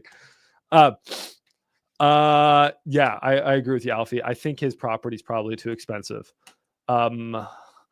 Guys, so yeah, you asked for rent rolls and T12s. So rent rolls is they just send you what the current rents are, and they have like, it's a business, right? They send you stuff with all the rents. Okay. Then T12s, they may or may not have T12s. T12s is your trailing 12-month like income statement, your profit and loss. It just shows how much profit this property is making. So when you're dealing with small multifamily, I always get on the phone to act like I know what I'm doing. I'm like, hey, what's up, agent? Yeah, I'm a big time investor. Can I get rent rolls and T12s? That's it. Okay. Now, once we get the rent rolls, what are we looking for here? I would like, it depends on the area. Here in Dallas, like good Dallas, usually if we can get rents that are about 1% plus of what we're buying the property for, that's a good deal. Who does that not make sense to? Okay. So for example, if I have a 500K duplex, and it's bringing me in $2,500 in rent per side, that's 5,000, which 5,000 is 1% of 500,000. That's about a good deal in Dallas. Now, in areas that are not Dallas or not Austin or not San Antonio or not, Tampa, Florida, or not like good markets, maybe, just sort of like meh markets. Like, I don't know. What's some meh markets? Abilene. What's another meh market? Cleveland, right? Just meh markets. You want to see maybe not 1%, maybe 1.5%, maybe 2% in really bad neighborhoods. That's just some way to quickly do this math in your head. Wait, half bedrooms don't exist? What the hell is a half bedroom? Do you guys actually know what a half bathroom is? Like, do you guys actually understand what a half bathroom or a quarter bathroom is? Because a bedroom is just a room with a closet and a window. I mean, legally what a bedroom is, guys, is a room that's, I think, 80 square feet. It has 7 feet high ceilings. It has a closet, which you don't really need to have. You can throw an armoire in there, technically. Cool rule for you guys if you ever need to know that. And then it has a window. That's a bedroom. A bathroom, a full bathroom, has a shower and a pisser. Or a bathtub, a shower, bath, pisser. Okay, a half bathroom just has a pisser. And you also need a sink in there too. And then I think a quarter bathroom is just a toilet, right? No. Is a quarter bathroom just a sink? I don't even know, or what? I don't know. Someone help me out there. Anyways, you guys got me distracted. So yeah, that's what I'm gonna look for. So over here, guys, if let's say they want like 200K for this place and it's bringing in like maybe like 4K in rent, like that's pretty good. Like we know we're on to something, right? That's just roughly where we're at. But I obviously want to go through what I really want to do is get the T12s, figure out what the rent is, minus the taxes, minus the insurance, minus what my loan will be on the property, if there is a loan, or take out the loan. Then figure out what my cap rate is and my cash on cash return is. I want to know a cap and cash on cash return. If I can get a cap rate over 10 and a cock over 20%, a 20 cock, that's a good cock. That's a big cock. That's the type of cock I want on this property. So let's call the agent and see. It's 5 fucking hours away. Is that gonna? I knew I heard you, bro. All right, let's look at this property. I'm on YouTube, bro, but you can hit me up in the chat. Hey, what's up, Cody? Cody, do you want a quadplex in Abilene? So, all right, guys. So this quadplex in Abilene, Gunna says actually, here's the exciting thing, guys. If it's a really good Section 8. So Section 8, yeah, dude, I had too much of this mushroom coffee. It's pre-workout. It's a really good Section 8. It's looking like Section 8, guys, is like 3 bedrooms for 1,500. That's crazy. Does anyone, hey, Cody, do you know if Section 8 also applies to duplexes and triplexes and quadplexes, or is it only for single family? I don't do a lot of Section 8. Someone know that answer? But if it does apply here, like these are great rents for possible Section 8. Right? It should apply to small multifamily, I believe. So this could be a great Section 8 play. Okay, it can. Let's call the agent and let's quickly comp this. Gunnar, can we get you a new mic, bro?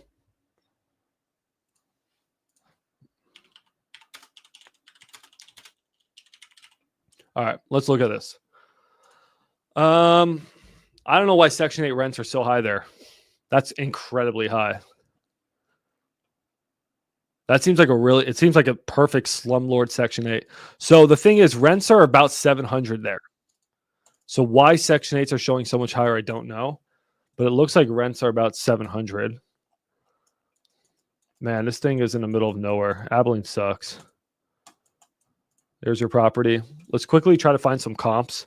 If you can find another duplex, triplex, or quadplex, that's a good that would be a good sign. What's this thing? This is a 3-unit investment property package. Grape is a duplex and 625 is a standalone unit. And they want 225 for everything? Oh, it's in terrible condition. But that gives you an idea, guys. Okay. So yeah, things are just cheap out there. This is a nicer house. So nice houses are going for 270. Abilene's just cheap. All right, let's call the agent. I don't have a lot of information on this one. But yeah, to answer your question, to comp a duplex, you do like anything else, or a triplex or a quadplex, look at it as like a percentage of rent. But really, oh my God, hold on. Sounds like we're in a helicopter. But really, you can try to just look at similar comps like we're doing here. And then at the end, we're going to try to figure out what the cap and the cock is. Here's a 300. So here's another comp you could use. Historically, does designated home. Oh, it's a home. Never mind. It's not multifamily. I thought it was multifamily. All right, let's call the agent.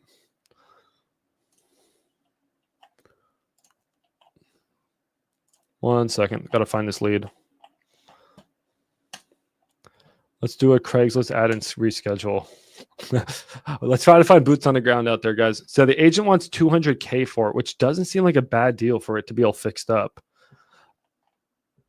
I don't have number. I don't have the agent's. Oh, I do have the agent's number. 940-736-7390. All right, let's see if hopefully they answer. 3/4 is a bath or shower, not both. What? Really? 3/4 is a bath. Now I'm confused, dude. Hello, this chicken. Hey, my name is Max. I'm reaching out about your property on Grape Street. I believe my partner Jerry called you. Yes. Okay, wonderful. You're the listing agent, right? Yes, it's off market, but yes. Okay, sounds good. Are you guys going to try to move this as a pocket listing first before listing it? Correct, yes, sir. Okay, sounds good. Yeah, no, I'm interested. I'm an investor here in Dallas. I don't own any properties in Abilene yet, but if they make sense, they make sense. Do you do a lot of business out in Abilene? I don't. I'm in Plano. Oh, I'm in Richardson, so we're neighbors. Yeah, yeah. Okay, now I understand why you want to sell this as a pocket listing. You don't want to make that drive. That's correct, yes, sir. I don't blame you. So I'm curious on this property, what are the current rents? Because I'm seeing 700 on like MLS. Is that correct? On one of them, yes, it's about $750 on average. There's 4 units. So they make about 30. I think it's 3,200 a month, if not 3,000. I mean, it might be 3,000, but I think the last time they had all 4 units occupied, which was last month, they were making 3,200 a month. Okay, sounds good. And then these units have been fully fixed up. Yeah, all of them have been. Well, depends on what you mean, fully fixed up. I guess some of the pictures I saw online look good. Do they all look like that, or some of them are just sort of like? No, I they're guess all pretty consistent. they're all pretty consistent. Yeah, I mean, there's ways to upgrade the property in which to increase the value and also the rent price. One of those would be the. I don't think it. I think they rely on a laundromat, so there's not a washer dryer Okay. connection to each one. They also rely on window units for air conditioning. Oh, So- okay, gotcha. So yeah, there's a couple majors we could do to Yeah, help Absolutely. help it out. Okay, that makes sense. So okay, that gives me an idea of rent. Now, the reason why that fourth unit is not renting is simply you think it's market conditions, or is it just the landlord's not really trying to market it? No, not at all. They just evicted the tenant. Oh, gotcha. So last month they had it occupied, but the tenant kept paying late, which was fine for the owners, but it wasn't fine for the property manager. So they didn't want to do the property manager dirty, so they went ahead and proceeded with eviction. Okay. Understood there. So I guess I don't need rent rolls if you're giving me an idea of what that looks like. Does your seller have anything like T12s, or they don't keep track of that? P12s. I'm not entirely sure. I can ask. Okay. Yeah. I guess I was just trying to get an idea of are they of this, how the business is looking just from a cash flow perspective. Just try to run my numbers accordingly. Yeah. Okay. That answers a lot of my questions. I'm gonna go and speak to my DSCR lender and talk to him about that. The property. So Can I go ahead. share a little more? Yeah, please go ahead. Yeah, they've considered moving it to a Section 8 housing.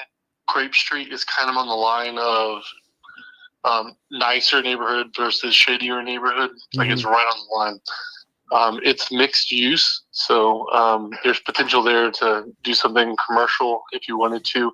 The neighboring lot, it's 701 Grape Street, is also interested in selling. We might be able to wholesale that to you guys at a discount, but currently he's asking I think it's 35 grand or 30 grand, not too sure. But we might be able to do that for you guys if you wanted to include it. What else can I tell you? Oh, we've considered Section 8 housing for this development. Yeah. And I think that would significantly increase the rent rates based off of the minimum standard for the number of bedrooms and bathrooms. But, Okay. And then Section 8 rents are, and the properties are 3 and 4 bedrooms, 2 baths. Is that how they're split up? No, there's a couple of 2-bedroom, 2 baths. And there's another 2-bedroom, 1 bath, which I think is the one that's available for showing. And there's another 3-bedroom, 2 bath. Okay. So I'm looking at like 12 to 1,500 for Section 8. Mm-hmm. Okay, yeah, that's pretty good rent for Section 8. I can see where you're coming from there. Okay, that helps me out a lot. And then this property, is this going to be just a wholesale transaction, or is it direct to seller? I don't care. I do a lot of wholesaling, so I understand.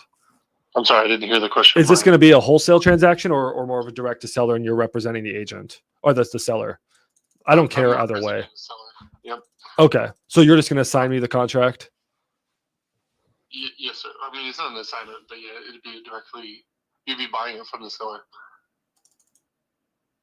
Well, but Not an assignment. you said you're not representing the seller though. I am representing. Oh, you are representing the seller. I thought you said you weren't. Understood. Okay.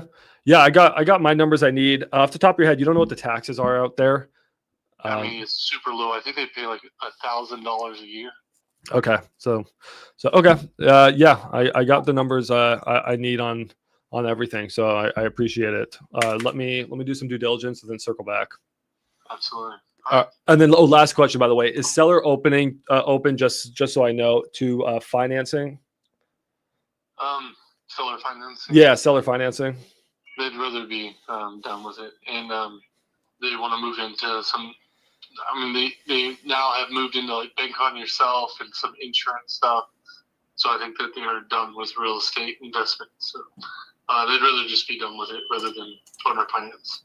Okay, I'll run my numbers cash and see what I can do. If not, I'm not opposed to doing. If they're not opposed, seller financing, but with a larger down payment, like even like a 30-40% down, just so I can try to get that interest rate down, because these interest rates right now are still really killer. But if I can give them a substantial down payment, even at a slightly higher premium price, like over 200, then maybe we can try to do something seller finance wise. Okay, let me do some work for you and I'll get back to you. Can you name one more time? Max. Max. All right. Thanks, Max. All right, see ya. Bye-bye. I'm mixed on this one. I'm mixed. I could see it as a Section 8 play. I could see it as a Section 8 play. I was wondering if he was wholesaling, because if he's wholesaling, it's probably not a good deal, because then it's hard to get a good wholesale deal from a wholesaler. But if he's direct to agent, not bad. Not bad. 200K doesn't seem awful. Cody, what do you think? 200K for this thing? My PITI is about 1,700 if I bought it with the DSCR loan. Taxes probably are pretty cheap there, and insurance. So you can still cash flow. Let's just say, guys, let's say you cash flow $500 a month, all said and done. You're not getting the best cock. 1,700. Let's just say you get 500 times 12. That's equal to 6,000, and then 6,000 divided by, oh, sorry, not cock, I meant cap rate. It's divided by your purchase price of 200,000. That's not the best. That's only a 3% cap. That's, oh, sorry, I'm not doing cap rate. I'm sorry, I'm doing cock. Excuse me, I totally butchered that. I had to take out, no, the cap rate's good. Everything's good on it. My bad. I was calculating cash on cash return. It's getting late. Anyways, I don't know if I can wholesale this cash. I think I could do something if I can get some seller financing on it. I can probably do a more beyond that. That's what I was trying to see. If I can do like 30-40% down and seller finances in like second position, or like works into our LLC, or like we cross collateralize, I could see this as a more B. I like that better. Personally, I like that better. Anyways, what questions you guys have before I dip? You guys, there's 40 of you here, so how can I help you guys out?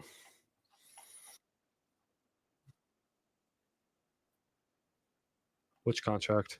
Oh, that contract. Let me look. What else? You guys have questions? Let me know. If you guys want to ask me a question directly, go into the tavern on Discord. It's Q&A time. I'm gonna drop my desk. I'm tired. Q&A time.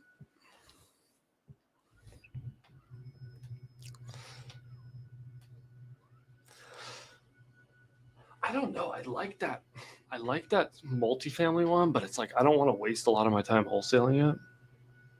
But for 200K, Section 8, that makes sense. I just want it on seller financing. All right, cool. What's cock? You want to actually? Oh, my bad. Here, Rena, I unmuted you. Yeah, I'll calculate cock right now. Let's actually do that. Hold on. So let's calculate cock and cap.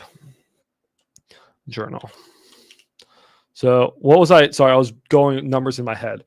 Two ways to look at like how much, because as Pace Morby always says, guys, we buy properties for what they can do for us, right? Like how much they can make us ultimately. When you're flipping, it's, hey, how much profit am I going to make after this flip? When I'm renting, it's how much cash flow. But when you're buying something like a big multifamily or something, you're trying to look at things a couple different ways. You're trying to look at cock and cap. So cap rate's a really standard way. I'm sure you guys heard this word, cap rate. I'm going to write like a 4-year-old. Bear with me.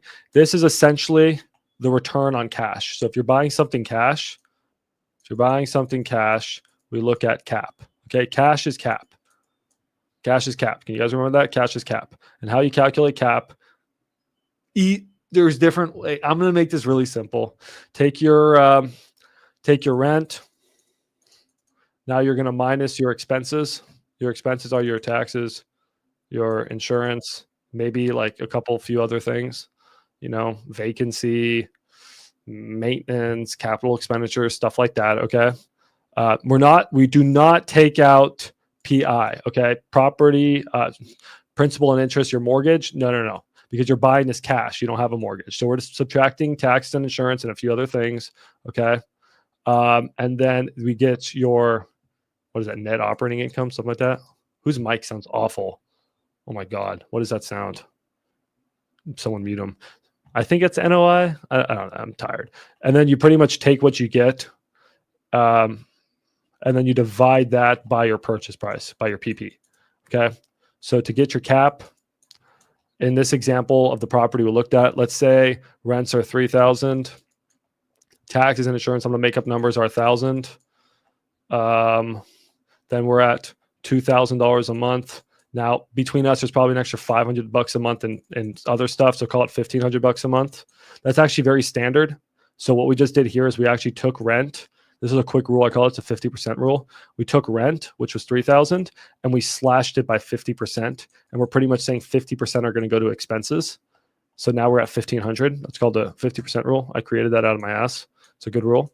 And then now we take 1,500. You divide that 1,500 by the, you actually have to multiply it by 12. Excuse me. You take 1,500, you annualize it. So you multiply your profit by 12, your cash flow, right? I guess this is cash flow. You take your cash flow, you multiply it by 12. So that would be, 18,000. Then we take our 18,000 and then we divide that by 200,000 purchase price. Someone feel free to do the math, but in my head, that would be what, 36? No, wait, nine cap? 9? Is that a 9? That's a 9 cap. Someone can correct me if I'm wrong, but that's a 9% cap. So when I said this thing was about a 10% cap, I was pretty close. That's good. That's a pretty good cap rate, I'd say. Yeah, 9%. So that's a 9 cap roughly. And this was very rough numbers. This could be a 12. This could be a 6, like depending on how you run your numbers. But we got about 9. I would say that's pretty good. Depends on the area. In Dallas, if you got a 9 cap, like just go buy it. Go buy it. You're not going to find a 9 cap in Dallas. In Abilene, it's probably pretty standard, I would imagine. It doesn't seem like it's that great. I don't know Abilene market though. And guys, so the bigger the cap, the better for the most part, sort of. Cap rates get really confusing. I don't want to get into detail on cap rates, but like if I see a 12% cap in Dallas, it's like, there's no way that exists. Like that's the best thing I've ever seen in my life. But cap rates get weird though, because when you buy a property, you actually want like the cap rate to go down. It's confusing. Then like interest rates affect cap rates. And guys, this is just, it gets so confusing. So now what Pace Morby really teaches is COC, cash on cash return. You guys know I love a good COC. So when it comes to COC, it's a little bit different because we're dealing with properties that we're buying creatively. Okay. And when we're doing creative finance, there's one thing that we're doing that's not cash. We're adding in PI. We're adding in a mortgage. There's a mortgage. Okay. There's a mortgage with either the bank or there's a mortgage with the seller, aka seller financing. So let's rerun this. Let's rerun this property with some different scenarios. Let's say we're going to pay $250,000 for the house or for the multi. We're overpaying for the property by 20%. We're giving 20% more. We're going to pay $250,000. We're going to do 10% down, so $25,000 down. Okay, and then we're going to seller finance over 30 years at 5% interest. Now, based off of this terms that we just gave you guys, we can calculate COC. All right, COC starts the same way. We take rents, $3,000. We're going to subtract our taxes and insurance and our expenses. What did we say that was? We said that was $1,500, right? We took the 50% rule. We slashed rent by 50% and just assumed everything was about 50%. That's very conservative, good numbers, good way to run numbers. Now we're at $1,500. Now what is our PI? All right, someone calculate PI here. How do we calculate PI? We go to an AM calculator. You guys can see I'm fucking cranking right now, dude. This is math. This is like I'm in my element. 225,000. Why did I come up with 225,000? I took the purchase price of 250. I subtracted our down payment of 25,000, and I said, hey, we're gonna have a loan amount of 225 over 30 years at 5% interest. That gave me a PI of 1,200. So now I'm gonna go back to our journal, and I'm gonna subtract 1,200 from here. The viewers are probably dropping off. It's math time. That gives us 300. This is what I call CFADs. Cash flow after debt servicing. So if this was cash flow, I know I called it NOI, call it whatever the fuck you want. If this was cash flow, okay, if this was cash flow, this is cash flow after debt servicing, after you're paying your debt to the seller or the bank. We call that CFADs. It's a very technical term. If you said CFADs to a guy in finance, he'll just immediately get hard. Like that's a cool word.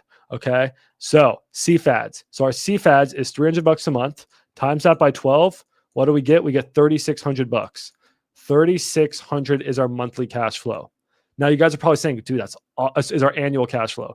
3,600, Max, that's shit. Before we were at 18,000. Well, we also only put 25K down.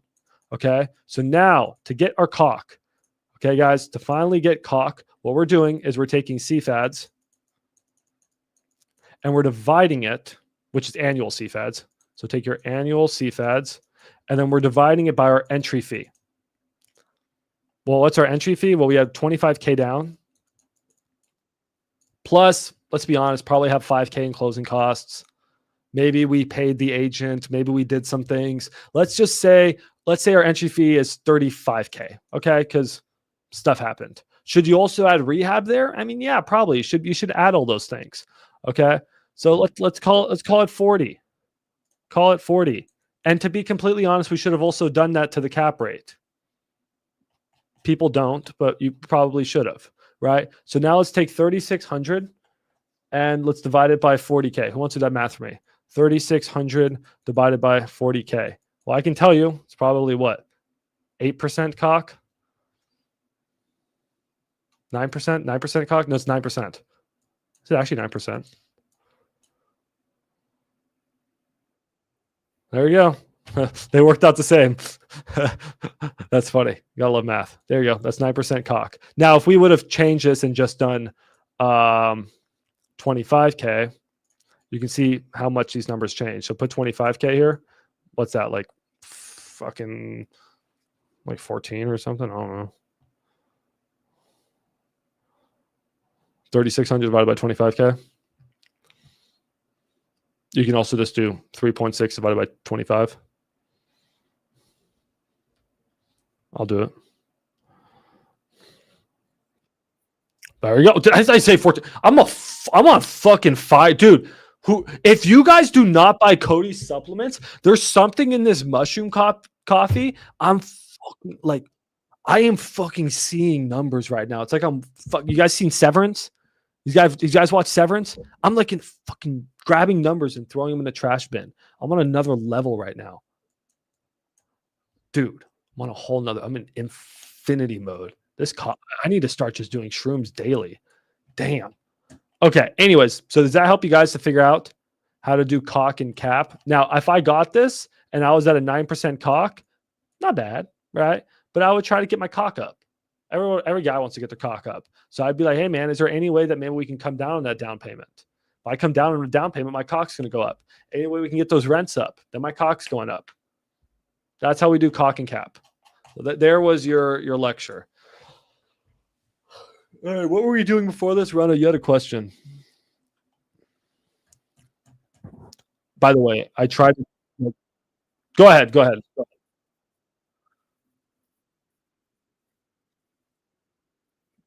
your mic is so bad.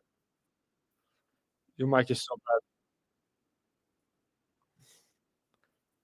bad. Bro, I'm buying. Okay, guys, we're buying him a mic right now. Fucking God damn it. I recorded 2 videos with Kobe and I had to delete them both because his mic is so bad. Kobe, as a family, we should all pitch in and buy you a new mic. All right, what mic?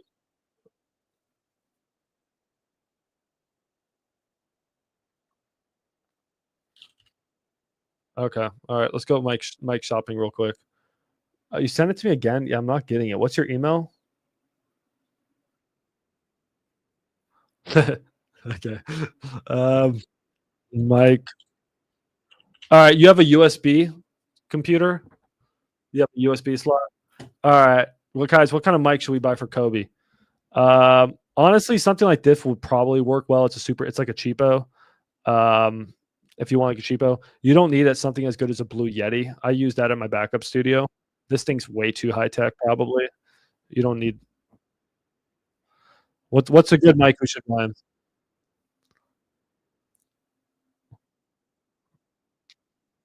Oh, that's way too good. Yeah, I mean, yeah, I can. You sound. I mean, no, I mean, I don't think Kobe needs that. Like, you sound very attractive right now coming on your mic. Like, Kobe doesn't need that. You have like the bass and everything. That's what I have.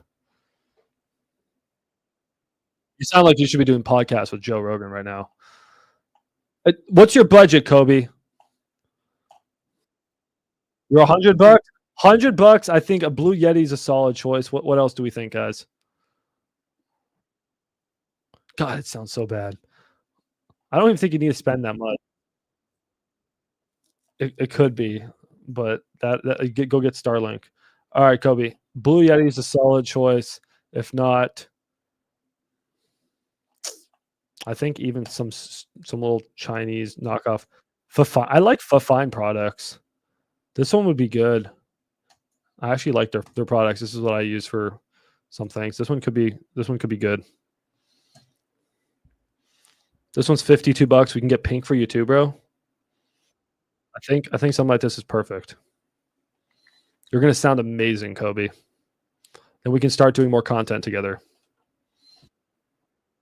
Ah, that sounded better. Okay, ask me your question. Let's go. You sound handsome now. What's your question? Nothing. You did something. Turn off your camera, Kobe. That may help. How do you wholesale potatoes? All right. Ty, how do you wholesale potatoes? There you go. No, how do you wholesale probates? You want to answer that one, Ty, while Gunna tries to fix his mic? I am not. I mean, I do probates. I make money with probates. Um, I it's a loaded question. Exactly. It's a loaded question. I was talking to Zach about that a couple days ago. Like Zach's trying to find like pre probates. Like literally the day they die, Zach's trying to find them. He said it's a bit morbid, but that's how it's a good way to make business. So it really depends where they are in the probate process. Probate's a long process and the game changes throughout the process. But long story short, Terry, I'm going to give you the answer that I give everyone. Get the shit under contract, send that shit to title, and then just let title figure it out. Get a contract, get a controlling interest in that property, and then send that shit to title. Then once you have a long option period, it's in title. You put a dollar option EMD down, then you figure it out. All right, Gunna left. I'm gonna call him on the phone, so I'll call him here in a second. What other questions y'all have?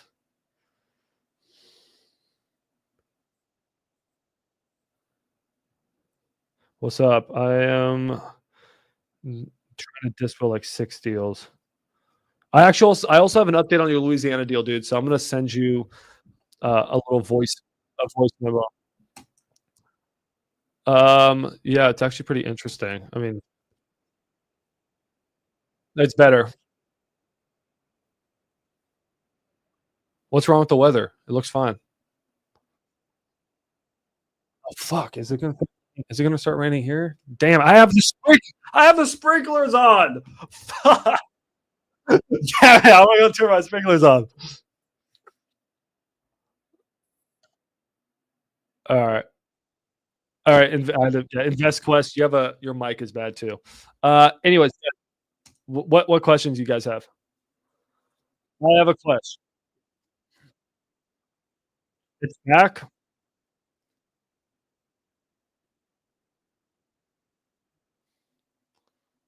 Let's fucking go. Nice.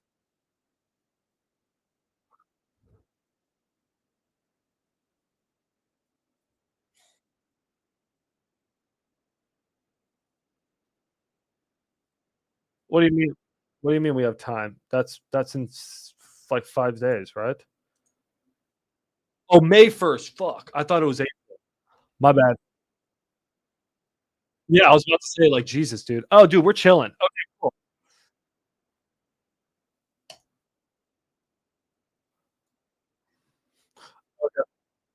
Okay. Deal. So, you're gonna have to prep. You want to prep us on this deal because I already forgot the whole deal. Oh, by the way, why are you driving to the title company to drop off EMD?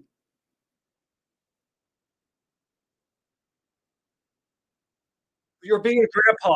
You're being a grandpa. You're showing your age, bro. I just sent in EMD on my phone in like 2 minutes.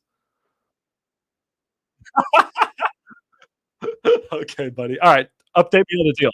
What's the Addy?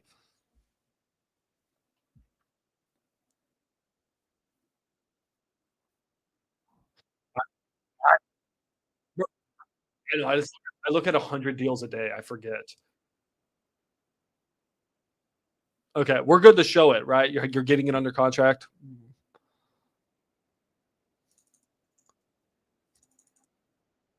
I don't think they'll burn us. We're fine.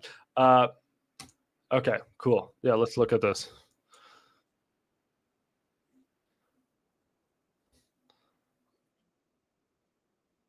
Oh Jesus, dude, what the hell? Fuck, I don't want the storm hitting.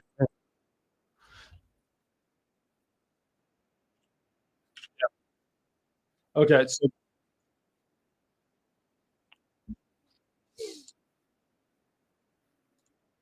yeah, there's room. All right,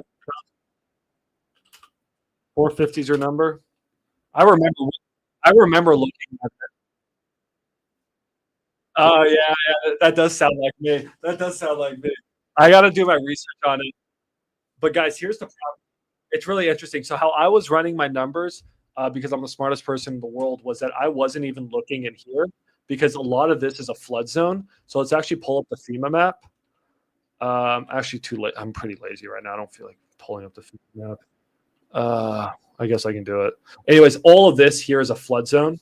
So what I was trying to look at is how many of the lots on the street can we just utilize right off the bat, and this is just a call option for the builder.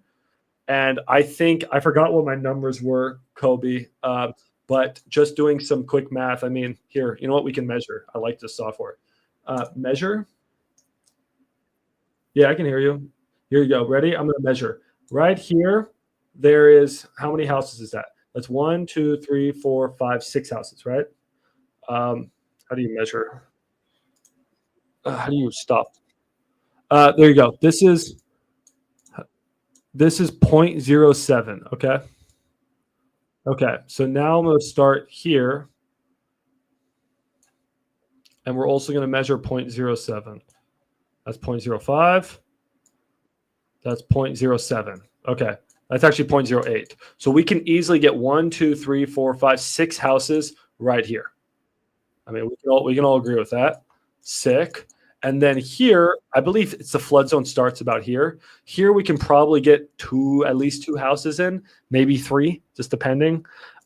So just quick math, yo. And then again, all of this call option for a builder. Builder can still build here, but it's going to take a lot of work. There's a flood zone, yada, yada, yada, yada. I'm just trying to look at the usable stuff right now. So if I can do, let's call it 8 houses. What are the average houses going for, Kobe? 400K? What's it going for? Call it 350. 350 guys times 8. We're at 2.8 million worth of real estate. What's our quick rule of thumb? Around 20% is what we can sell to a builder. So 2.8 million.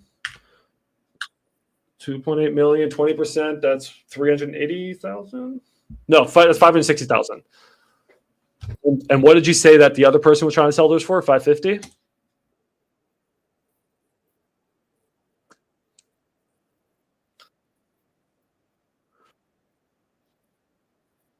So there you go. So this is how, guys, these fucking numbers, they're not magic, they're math, okay? There's a reason I created them. So just quickly off the top of my head, if I'm thinking I can throw 8 houses in there, we can say, hey, builder, you have $550,000 worth of houses you can build. Sorry, this land should be worth, you have $2.8 million worth of houses you can build. Land should be worth 550. We're going to give it to you at a discount at 450. Buy it now.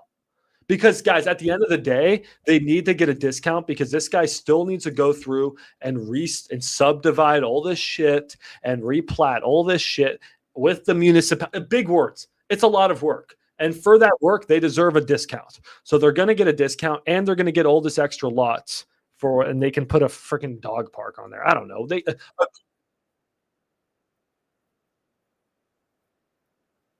So I think that's the pitch. I think you nailed the numbers right there. I think that's our pitch. Now I'm going to grease the numbers. I'm going to grease the numbers. I'm going to say, hey, these houses are 400K houses, and you can put 10 houses on here, right? That's my job. My job's to grease the numbers. But that's how the negotiations work. Yeah. Okay. Let's. When are you locking this up? You're locking this up today.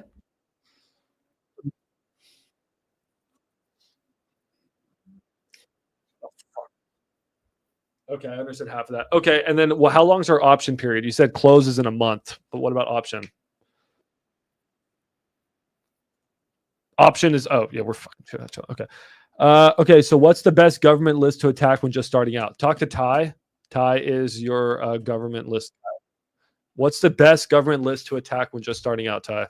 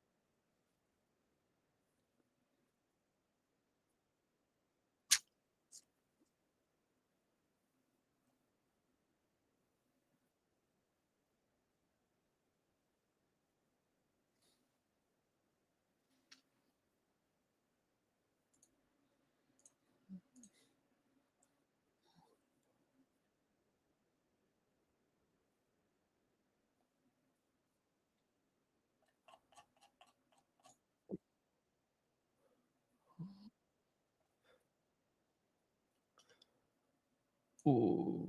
I just got your document, Ty. I'm reviewing it. It's very long and lengthy. I'm gonna make my mom do it. She's a broker in California. I'm just gonna have her review it.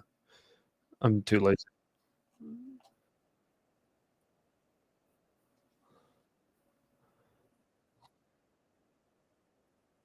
Okay, so I have a dispo shop who's willing to take my deal at 500K and try and dispo it, Ty.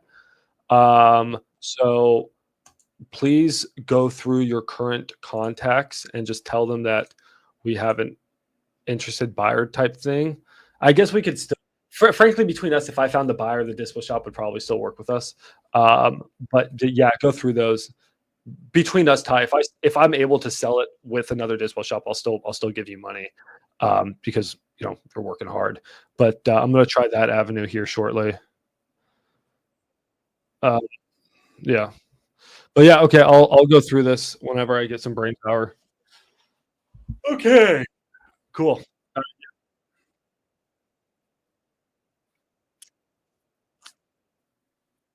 Okay, yeah. This dispo shop says they'll take it at 500. I was just like, let's go. I mean, my stepdad paid 450 for it, so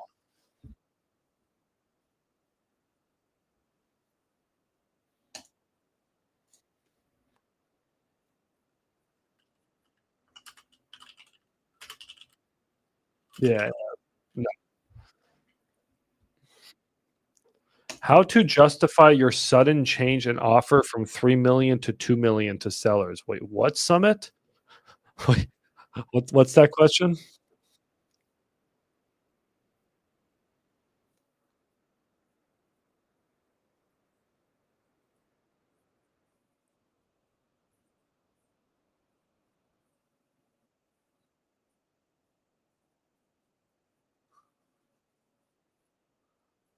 Why the fuck are you trying to wholesale million? What is this? Is this a multifamily or is this a house? Oh, it's a whole town. Bro, Summit, you can't multiply 70% on a hotel. I don't think it works that way.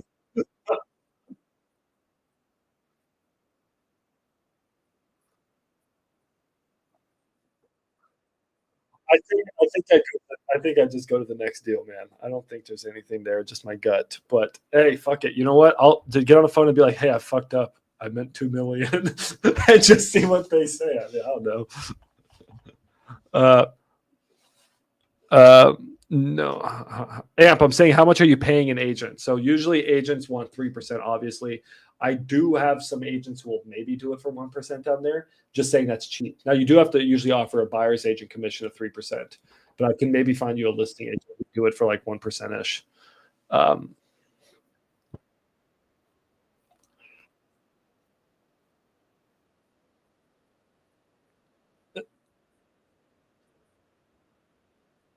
Oh, okay. Yeah. Why don't you do one of those flat fee listing sites where you pay like $500 and you have it listed?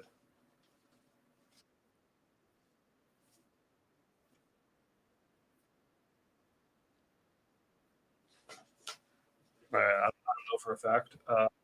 Okay, yeah, I don't have. Let me ask Cody. Yeah, here's. I mean, yeah, send me the lead and I'll send it to Cody. Cody has agents down there. I can't hear anything. I'm on YouTube. Guys, can you guys hear on YouTube?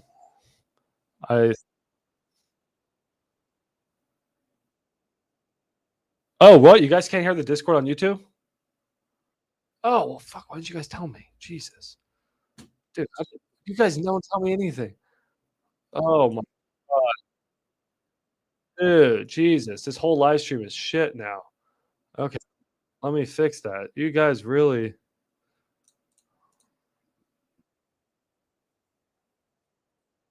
Served me a wild. Okay. Anyways, didn't know that. Okay. Yeah. Next time, guys, tell me that sooner. Let's see if I can fix this. Leave it to. I guess we'll check that next time. Okay. Next time, we're gonna check that. Here we go. Few comp requests on Discord. I have like 4 requests in right now. All right. Well, I'll let Nikki get to them, but yeah, just make sure you work those leads before you send in the request. So if they're good leads, we'll check them for sure. Do you guys still can't hear it? All right. Well, anyways, it's just gonna have to be next time. My bad, guys. You hear me? Yeah, I can hear you. Invest. What's up? What's going on, Captain Max? How's everything? It's all good, dude. Good. Yeah, I heard you said you had like a wrap deal. I got a buyer out in Texas. They look primarily in New Braunfels, but they said they'll buy really anywhere sub 2 or a wrap. So if you want, I could let my buyer take a look at the deal you said you got. Oh, okay. Yeah, sounds good. I need to work on that deal, so I'll do that tomorrow. So yeah, just remind me one more time tomorrow, and then we'll send it over to you. Okay, cool. Yeah, I appreciate that. Okay, I fixed. No problem. How long you been doing land?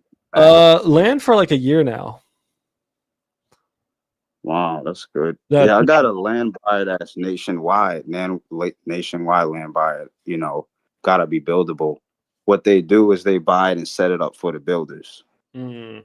So they set it up for the builders, and they buy like a percentage of the land value. And then I have a buyer in North Carolina and an hour and a half out, and then like 4 in Florida.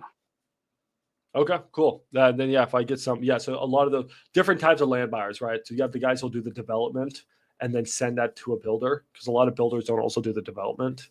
So yeah, man, just keep networking with those buyers. But yeah, I get a lot of land. I mostly just do infill lots. I don't like to do the big land deals. They take too much time and they usually never close. So I like to stick to infill. I like to make 10 grand and move on. Sounds easy to me. Yeah. I'd rather make 10 grand in a few hours than make maybe $100,000 with a year's of work, maybe, right? So I take my easy money. But yeah, man, yeah, let's keep in contact on those. Like Jamie, a lead like this, I don't understand. You said you negotiated the price for 300K, but the ARV is 330.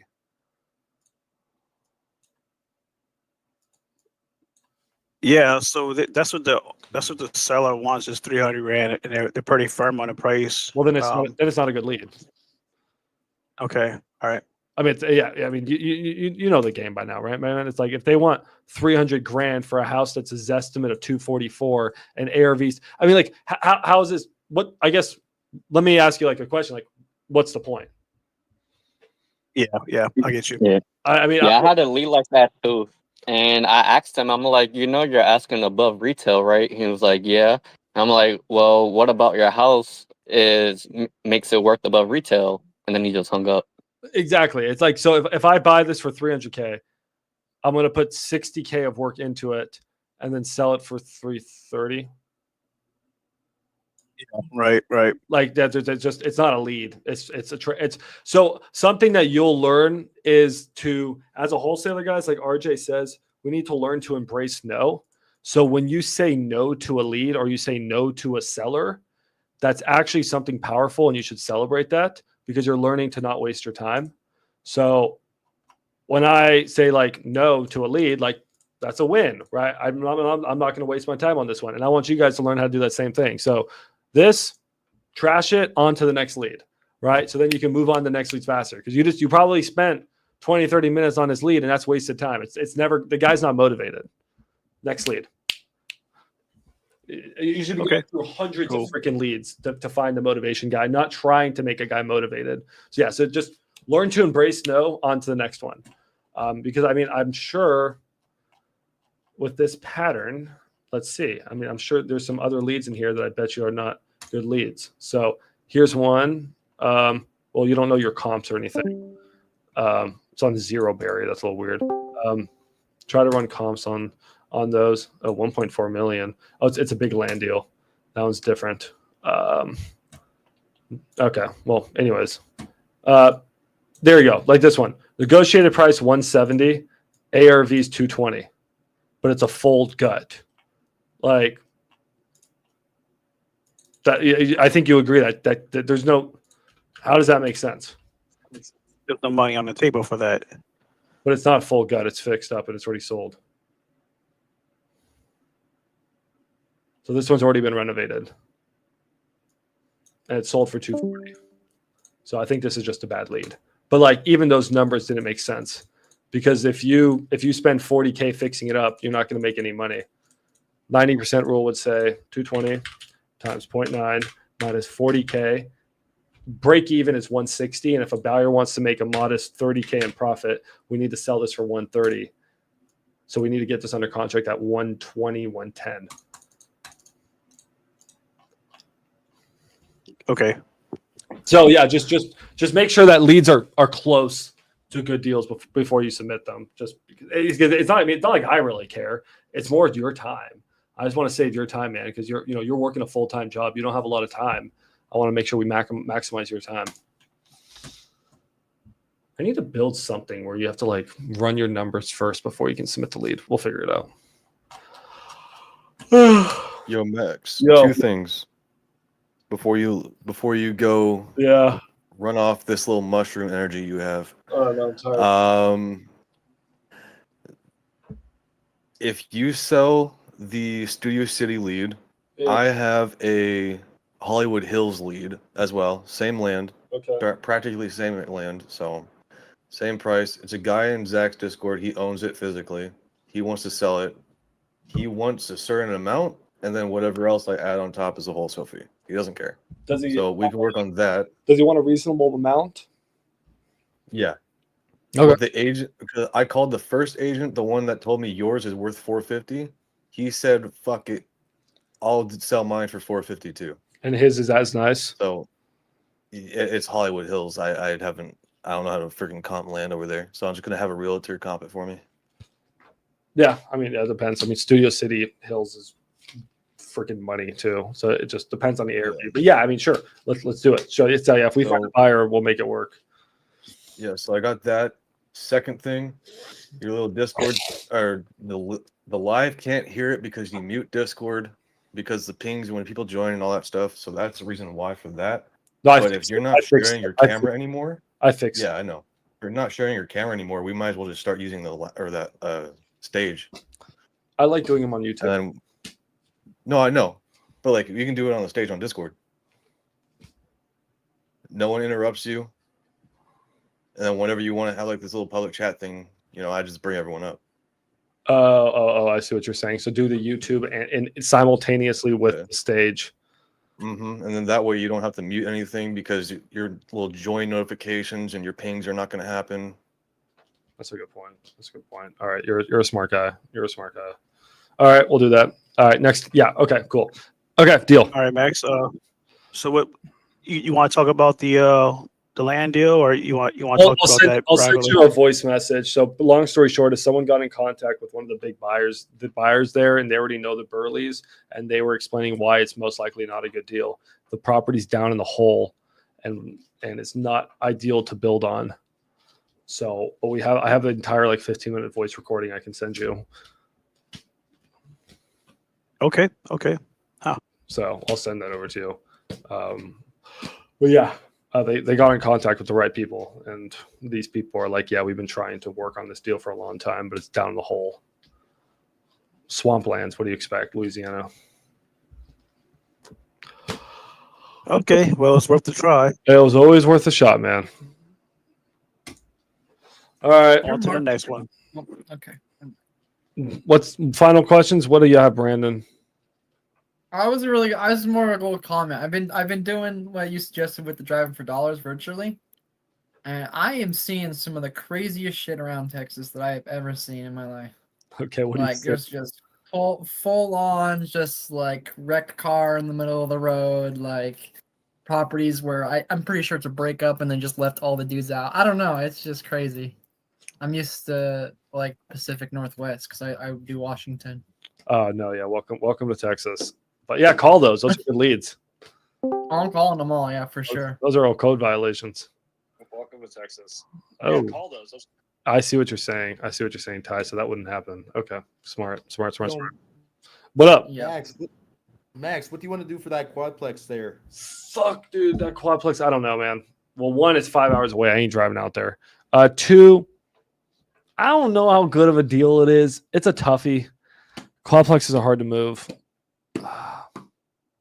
You want to make it a flop? What does that mean? Just pass on it? I'm not desperate for it. I'll leave it at that. I know the numbers sound great. I ran the numbers earlier. They're They're about in line for Abilene. It seems like it's about fairly priced. Moving something in Abilene is not going to be easy. It's literally 5 hours away. It's nowhere close. Do you want me to swing by a seller financing offer if they take? I tried. I may pitch seller financing.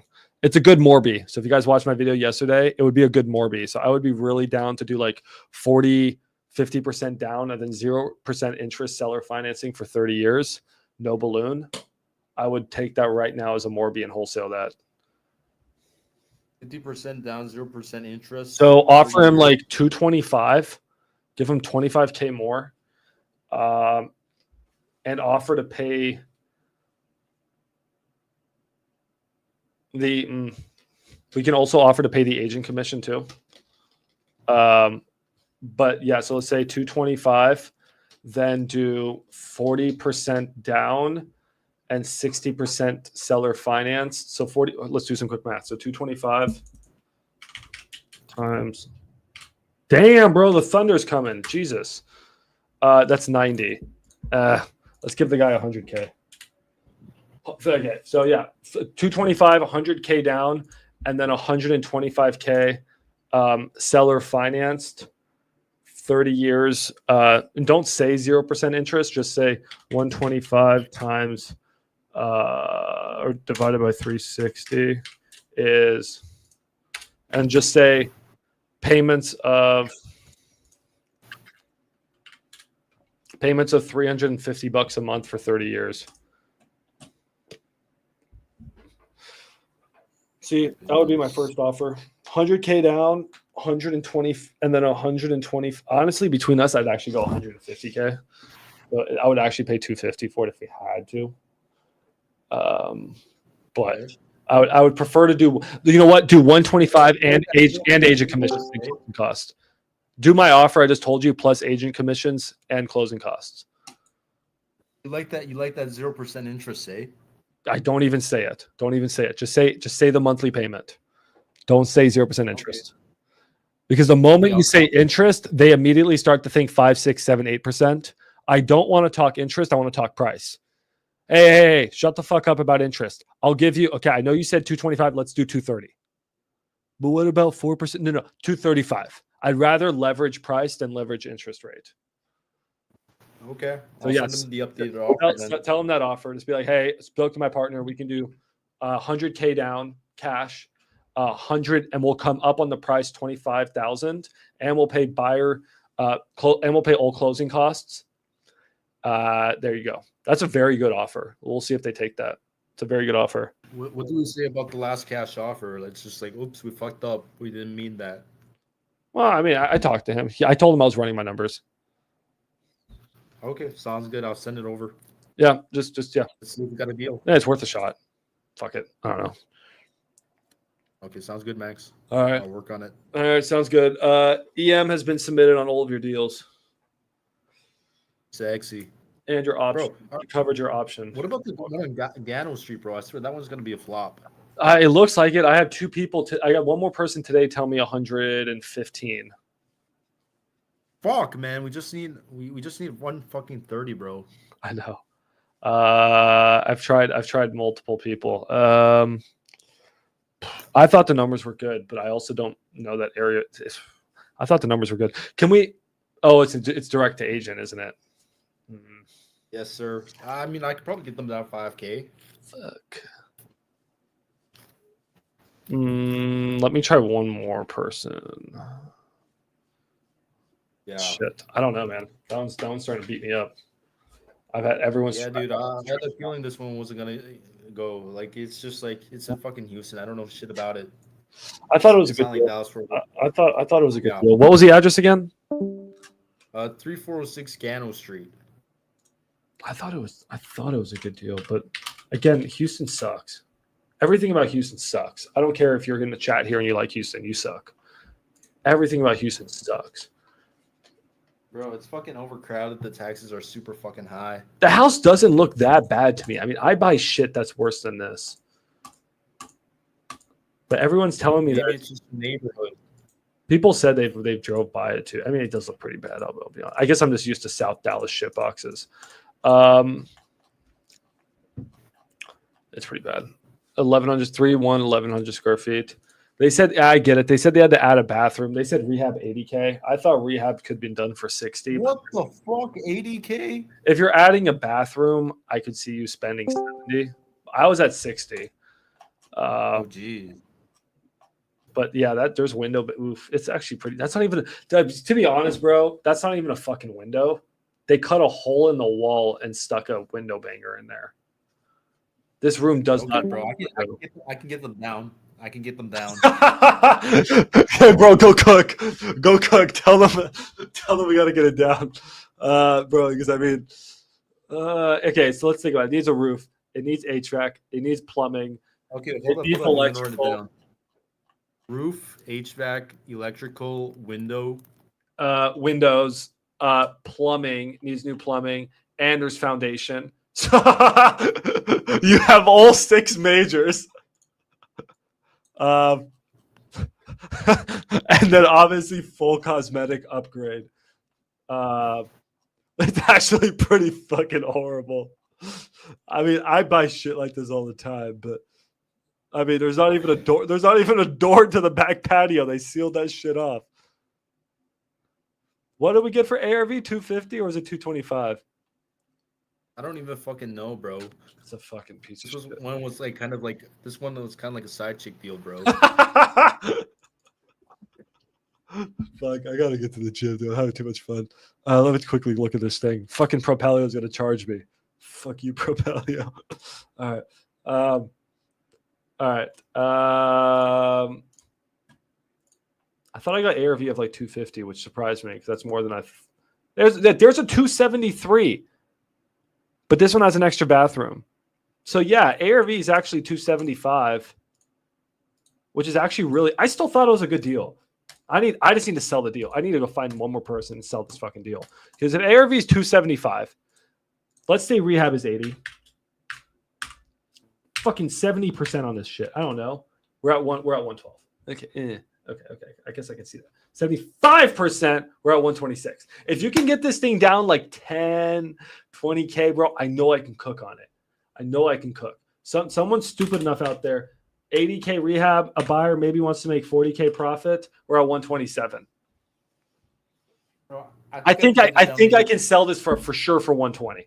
I think. I don't know. No one's biting. Fuck. I mean, I think I might be able to get 10 grand down. All right, let me keep looking. It's a piece of shit, I guess. What's the land value? Maybe it's a teardown. I mean, fuck this place. Maybe it's a teardown. Let's look at lot value. Lots are worth. Let's go back 2 years. What the fuck? 3 million. Get the fuck out. What are lots selling for? Why is this thing? I don't understand. What? Can you build a fucking duplex? Oh. Wait, what's going on here? Wait, let me drive the neighborhood real quick. Yeah, sure. Piece of shit, piece Maybe of shit. 5, 10. Piece of shit, piece of shit, piece of shit. No, it's all pieces of shit. Damn, it's like a cloudy day up in there. Oh, dude, it's a ghetto neighborhood. Yeah, I don't know, man. Maybe it's one of those things where the street change. Oh, what the hell is that? What is that house?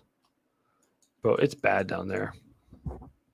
It starts to get nicer up here. See, duplex. Mm-hmm. Oh my god, dude! Imagine buying a duplex next to that. I don't think we can build a duplex if we tore that bitch down. Let's see this shit, bro. Lots are going. Yeah, that's pretty rough, man. 206. I mean, I'm not getting any lot comps. Lots are going. There's a lot for 99. I mean, I don't know, man. Maybe it's a land play. I mean, there's a 115 lot. No trespassing. Okay, cool. This thing, same size lot. Yeah, lots are worth of 8. There you go. Jerry, it's probably worth land value. Lands are worth about 115. I think the thing's a tear Man, I think I can get them down 10K, bro. Yeah, I don't know. I think it's one of those you may just wait on. If we can scoop it up cheap enough, I think it's a land play. What's it zoned real quick? Can we build a duplex? I don't know if anyone want to build a duplex. How wide's this lot? We got to regrid. It's pretty thin. Is it thin? Shit. I don't know if you can build a duplex there. What's the width?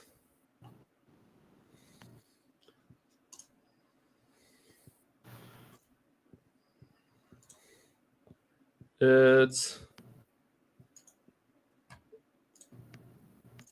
50 feet. Ooh, 25. Yeah, I could build a doopy if it's zoned right. Just build a 20-foot.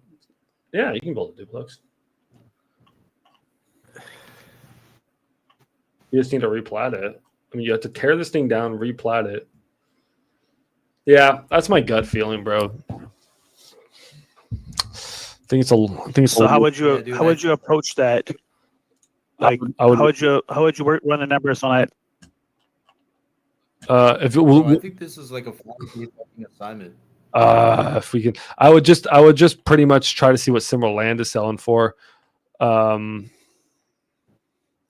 What's it zoned? I think it's a tear down duplex build play, dude. If it's zoned correctly, and I still think it would still too expensive for that. Yeah. Zoning, no zoning, low Jesse. Yeah, you have to call the city.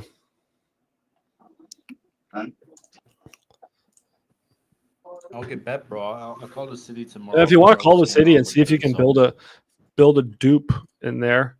I mean, this land sold, dude. This land sold for 200K. Dude, this fucking lot here sold for 200K, dude. So if I can just, I need to remarket this deal because I'm trying to market it as a fix and flip and everyone's shitting on me. So if I can just sell the dream of this as a tear this thing down and build a dupe. I mean, at that point, let's see what houses are selling for, new houses.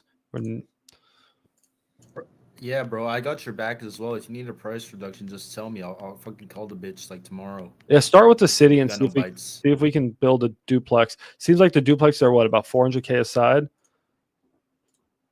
Damn, dude, it's fucking hailing.